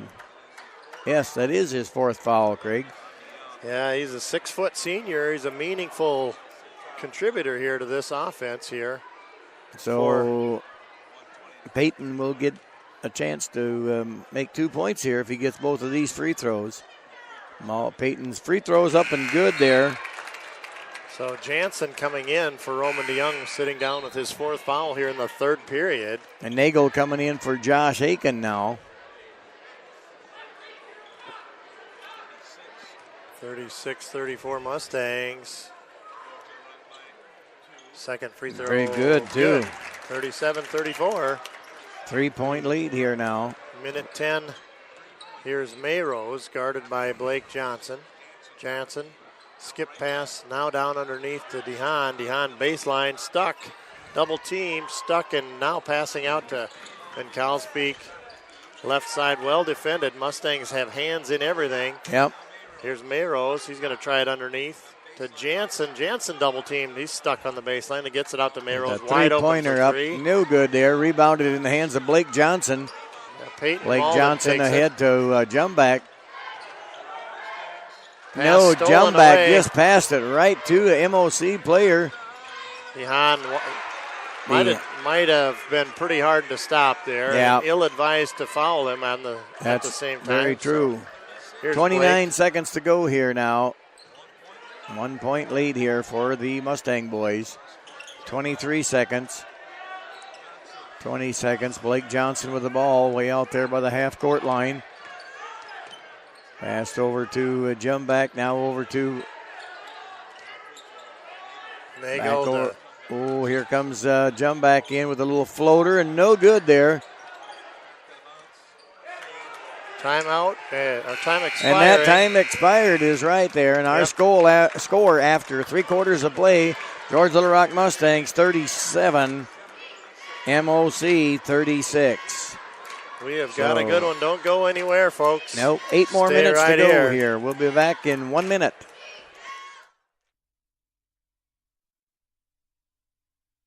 Northwest Iowa Grain and Crane for all your grain handling needs. Take advantage of their winter discounts now in full swing. Their competitive price advantage means you get what you need at the right price every time. But book early before their year fills up. WeMoveBins.com on the internet and from A to B as well. Yes, they move bins, buy, sell, and service them too. Located on Highway 18 between Hull and Boyden. WeMoveBins.com is the website for Northwest Iowa graded grain. WeMoveBins.com's the destination for anything you need to handle your grain. Looking anywhere else would be in vain. Call Northwest Iowa Grain and Grain. WeMoveBins.com. Man, how do you rate getting all them Skittles? Skittles, yeah. You picked that one up off the floor, did she? She found that one on the floor. That one's for you. Went on the floor again. I didn't get it in my mouth. Well, you had a good luck charm there. You were watching the bunny shot missed, and you had a slam dunk and missed it there with the Skittles. So here we go here now, starting the fourth quarter here now. Mustangs with a 1-point lead here, and MOC with the ball. Jansen into the elbow. That'll go down to Jeltima. Jeltima over to Jansen, now to DeHaan. DeHaan well defended. Landon Jumbeck blocks the shot. Oh, boy. Nagel with the rebound, and here comes Caleb DeHart quickly ahead to Josh Aiken. Josh Aiken, what a move going all the way, and Josh Aiken got fouled. He's down on the floor. Man, a hard foul. Good basketball play there. Malden helped Haken up, and so Haken will be at the line here to shoot two. That foul was on Kelsbeck, right? And Kelsbeck at number 4-2. And Josh Haken a chance for free throws here. First one's up and good. He gets it to rattle home. Good stuff. That's Josh Haken's first bucket made, point made at the second half here. Next one is up and no good there. Should have had a jump ball, but nothing called there. That could have been over and back. It was close. Jeltima now to Eli to Groton Heights. Now Jansen, ball kicked to tipped, and it's in possession yet of the Dutch. DeHaan just such a force in the paint. Yeah. Got himself all the way to the basket. Big, strong boy here, DeHaan. That foul was on Nagel there. Lucas Nagel picks up his third foul of the night here now. 7:02 to go in the fourth quarter here. DeHaan got it to go, and it's 38-37. Mustangs with a 1-point lead. 7:02 on the clock. DeHaan's got a chance to tie it up here if he makes this free throw. And does. So it's all tied up here again, 38-38. Right back where we started to in the beginning of the game. Very evenly matched here tonight. Nice touch pass, Malden to Terhark. Malden gets it back. They'll go around to the top. The right side. Nice touch pass again. Nagel puts one up and count it for Nagel. 2 points for Nagel there. Fundamental shot there off the glass and good. 12 points for Nagel now tonight. Eli to Groton Heights. Going to take it across the top of the key. Going to go to the left side to Jansen. Jansen turned away. Mustangs in a zone defense here. Matt Haken getting ready to check in for the Mustangs in the next dead ball. There's a shot. Yeltima right side. Rattles out. No good. Jansen collects it with one hand and gets turned around into the corner. Jansen will try a three. Oh, soft touch from the big guy. Three-pointer up and good. Makes it a 41-40 ball game. Mustangs trail by one now. Jump back with a little 6-footer, and he got fouled after the shot, but nothing called. No call. Here's DeHaan. DeHaan doing the dipsy doodle, but no avail. Ball rattles way out to Jansen, who was out nearly on the left arm of the Dutchman logo in the center of the court. Pass to Jansen off his chest, collects it in the corner, and Eli de Grotenhuis will settle it down at the bequest of head coach Lauren DeYoung. Now inside to Van Kalsbeek into DeHaan. Nice move inside. He's hard to stop. He's once hard he gets to stop that far there. down. 6'6" DeHaan puts her in for two. Now Mustangs trail by 3, 43-40. Malden in the left side here. He's going to pass it around top of the key to Haken. They'll go into Lucas. Lucas will try Nagel. it. Yes. Up and good. Count over it for top of Lucas. Dehaan. 43-42. Yeltima quickly ahead into the front court. To Groton High, Yeltima on the right side. They'll go swinging it around right to left, right to left. Top of the key again to Groton High. Screen, and he'll pass it in. He missed Van Kalsbeek. Yep, turnover on the there on bounce MOC. pass. Blake Johnson coming in for a jump back. And Caleb DeHarg taking a seat. Matt Haken coming in for him. So Mustangs trailing by 1 here. Blake Johnson now with the ball. Passes it over to Matt Haken. Matt passes it back out to now Josh. Looked at a 3. And Blake Johnson with a 3. The ball movement was extraordinary that time down. Yep. Mustangs got the shot they wanted. Blake drains the 3. Blake calls his own number and puts a 3 in. There's a Boy, near just about a steal by Blake. A quick little feller out there, I'll tell you that. You got to be on your guard here with Blake on the floor. Mayrose takes it in. Now he's got wide open, weird-looking shot from Jansen, but perfect through the net last. Yep. Swishes a three-pointer, 46-45. These teams trading buckets here. Blake ahead. Into the front court, now to Lucas from the elbow. Right from the free throw, His in shot, and out. Just no good. Almost down through there and it come back out. Mayrose dishing to Dehaan. Baseline shot nearly blocked, but gets it up on the rim, and it's good. Blake into the front court, now to Josh. Left side to Malden, driving baseline, lost it. Lost the handle out of bounds, and it'll be MOC Dutchman ball. basketball. We got a good one here, John. Yeah, we got a on the timeout. court. George Little Rock Mustangs, a timeout, 48-45 in favor of MOC. We'll be back right after this. This is Deanna Peterson of Security Savings Bank, George. We are proud to be a local community bank with an emphasis on community. Our staff enjoys taking part in area events and helping with local activities. You too can show your community pride by using our Spirit Checks, featuring the George Little Rock Mustang logo. We also offer choice checking with no minimum balance and no service charges. Stop in today and become part of our community here at Security Savings Bank of Larchwood, Inwood, Canton, and George, member FDIC.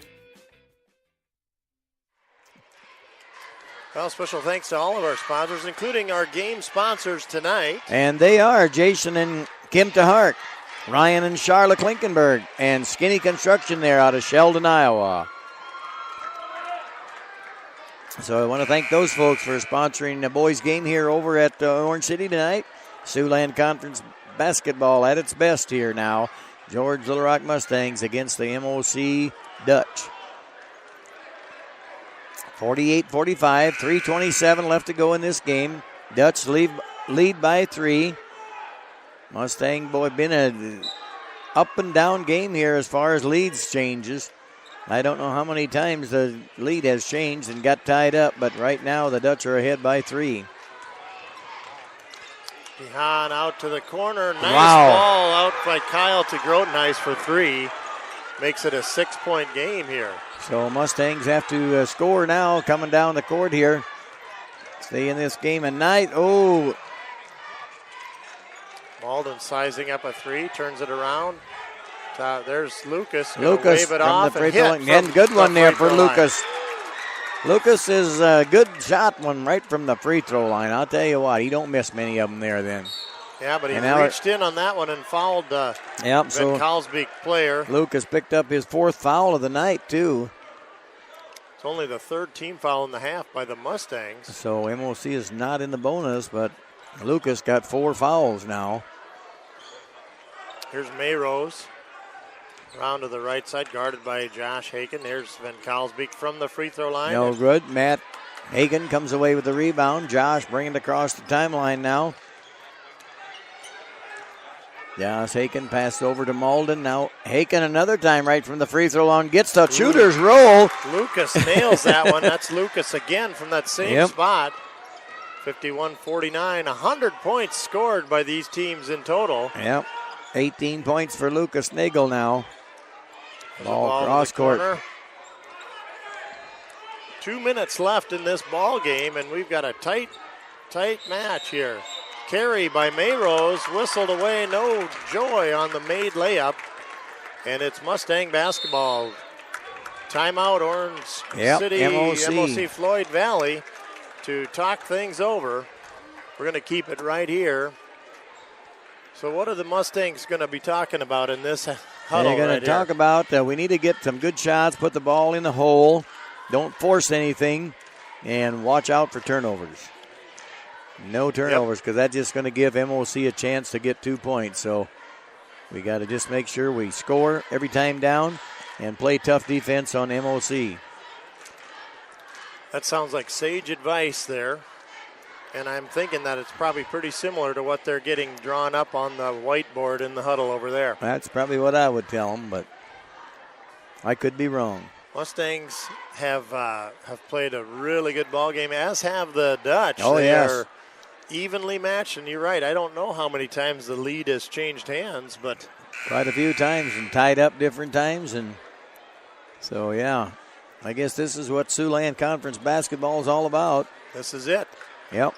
So we're down to the final 2:05 on the clock. Mustangs will have the ball as they begin this period after the timeout. This last 2 minutes is a big-time basketball game right here. Yep. I think MOC is 3A and we're just 1A, so playing a good game against the bigger school here, I would say. Yes, indeed. Nagel passes the ball over to Jumback with a three. No good there. Rebounded in the hands of MOC. It's a good look by the Mustangs. Yep. Mayrose now on the minute right wing. He's 44. going to drive through. Got to shut down the MOC right now. Don't let them score a bucket here with 1:36 to go.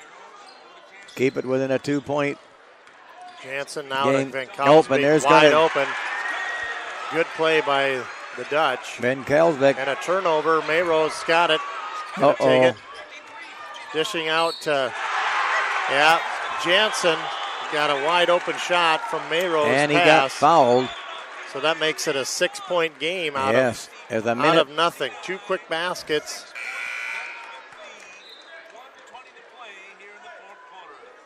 Things didn't work out the way I had planned it when we had the timeout.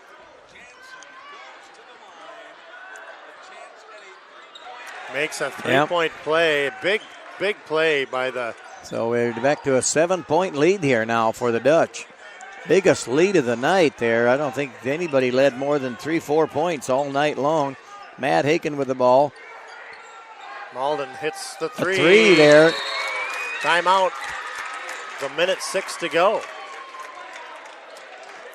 So we're back to a 4-point game here now, like you said, with 1:06 to go. Right after this, we'll be back. Hi, this is Rick Addig, loan officer with Security Savings Bank in George. Are you looking to purchase a new home or refinance an existing home? As you go through various phases of your life, your needs may change. Check out our affordable loan rates and flexible terms. We want to make your housing dreams a reality. Give our lenders a call or check out our online applications at ssbia.net. Security Savings Bank, member FDIC, and equal housing lender.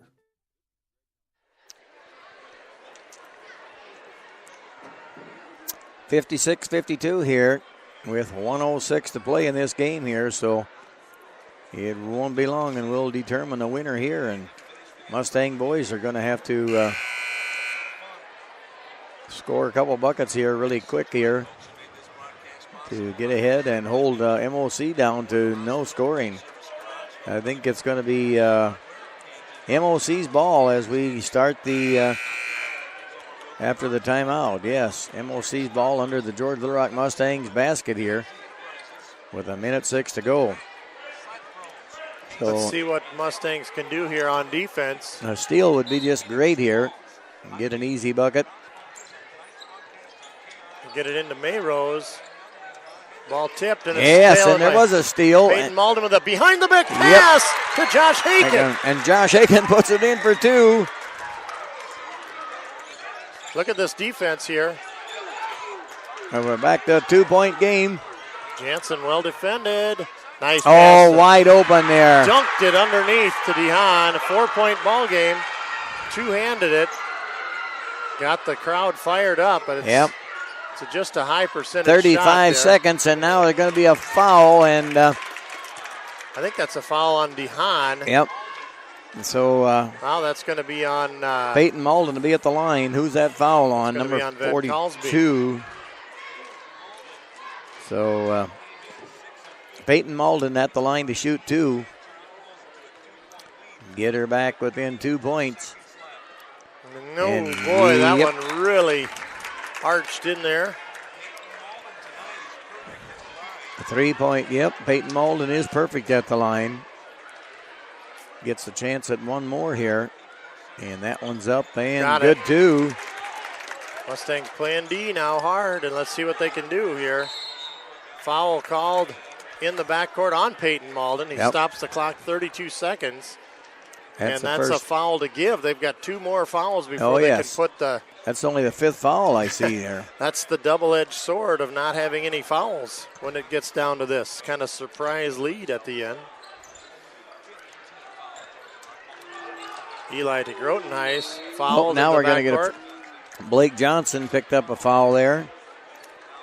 Only second foul on Blake, so 29.3 on the clock, and the next foul will put the Dutch at the line. And Mustangs need a steal on this pass here. They don't get it. No, we got a foul. To DeHaan, who makes a brave catch in the backcourt. And he'll work his way to the line for a 1-and-1. Yep. Just the 7th team foul now, and the Mustangs still only 6 on MOC. Yep, next team foul on MOC, though. The Mustangs will be at the line to shoot the bonus. So these are big for DeHaan. Time out on the court. Going to talk things over. 2-point lead for MOC. Full timeout. We'll be back right after this. Northwest Iowa Grain and Crane for all your grain handling needs. Take advantage of their winter discounts now in full swing. Their competitive price advantage means you get what you need at the right price every time. But book early before their year fills up. WeMoveBins.com on the internet and from A to B as well. Yes, they move bins, buy, sell, and service them too. Located on Highway 18 between Hull and Boyden. WeMoveBins.com is the website for Northwest Iowa Grain and Crane. WeMoveBins.com is the destination for anything you need to handle your grain. Looking anywhere else would be in vain. Call Northwest Iowa Grain and Crane. WeMoveBins.com. WeMoveBins.com. Yep.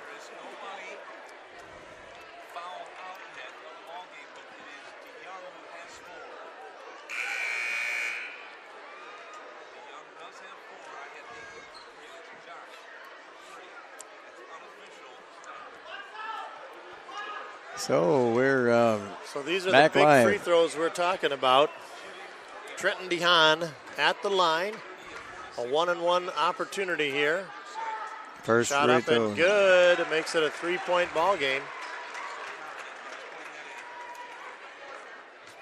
So we can just hope for a miss here from DeHaan there to give the Mustang boys a chance to shoot a 3-pointer yet and tie it up. Nope. Steps up and confidently makes hits that 2. one too. So 4-point lead now.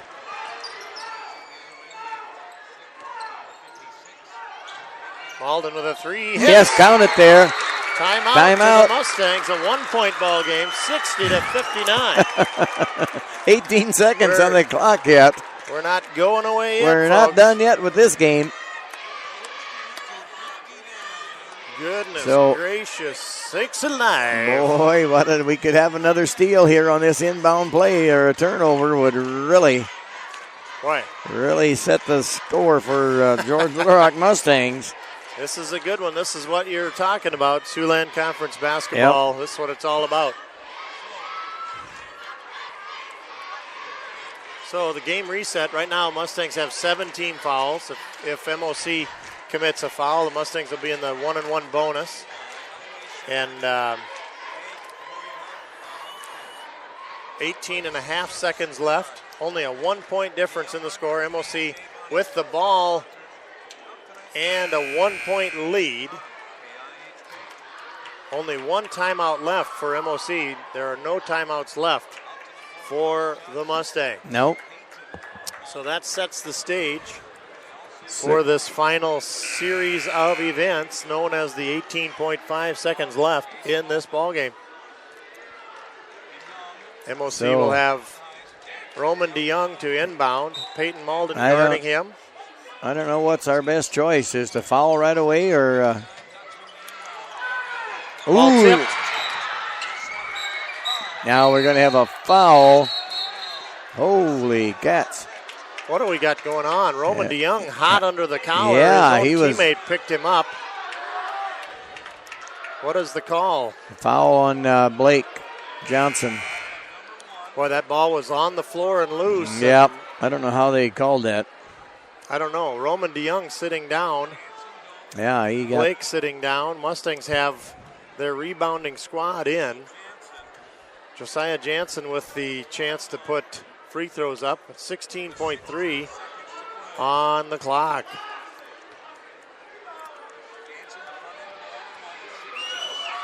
Shot up and no good there. Mustangs take it. No timeouts left. They'll have to go down and score right here. 10 seconds. Josh. Here's a long shot from Malden with a three. No good. No! And the rebound to DeHaan stops the clock. 4.4 seconds. Blake Johnson will check in at the buzzer. Good shot there by Malden. He was wide open, took a three-pointer, but off the back of the rim, and then a quick foul there on Nagel, and Nagel fouled out of the game. So 4.4 seconds to go. Somebody had a timeout. Did MOC call? Nobody called a timeout. They're just foul. It's a foul out. Oh, just waiting 20 seconds. Out. It's not a timeout. It's just a 20 seconds. They get to replace. So good ball game from Lucas Nagel. So if we got a missed shot here yet, why there's a chance for Mustang boys to put up a shot. Even with two makes, there's a pretty good chance. Yep. That they could still hit a three. But just hoping with the no make here in the first one. That's DeHaan got that to drop. Yep. 2-point ball game. 61-59 now with 4.4 seconds to go here. DeHaan with a chance for another point basket here on his second free throw. It's up and good. Good too. So it's a 3-point game here now. Mustangs need to put a 3-pointer up now. Shot good if it goes from Luke. Oh, wow. Landon Jumbuck just missed it. Yep, would have tied it up. And that's the end of the ball game. And what a shame that one of these teams had to lose. Yep. What a ball game. What a ball game. And Mustangs come away here with a loss of 59-62. They led a lot of the times of the game and was tied up, and the lead changed hands many times, but that's the way it is tonight here at the MOC here. So George Little Rock Mustangs 59, MOC 62. Well, stay tuned here for the Pizza Ranch Impact Player right after this.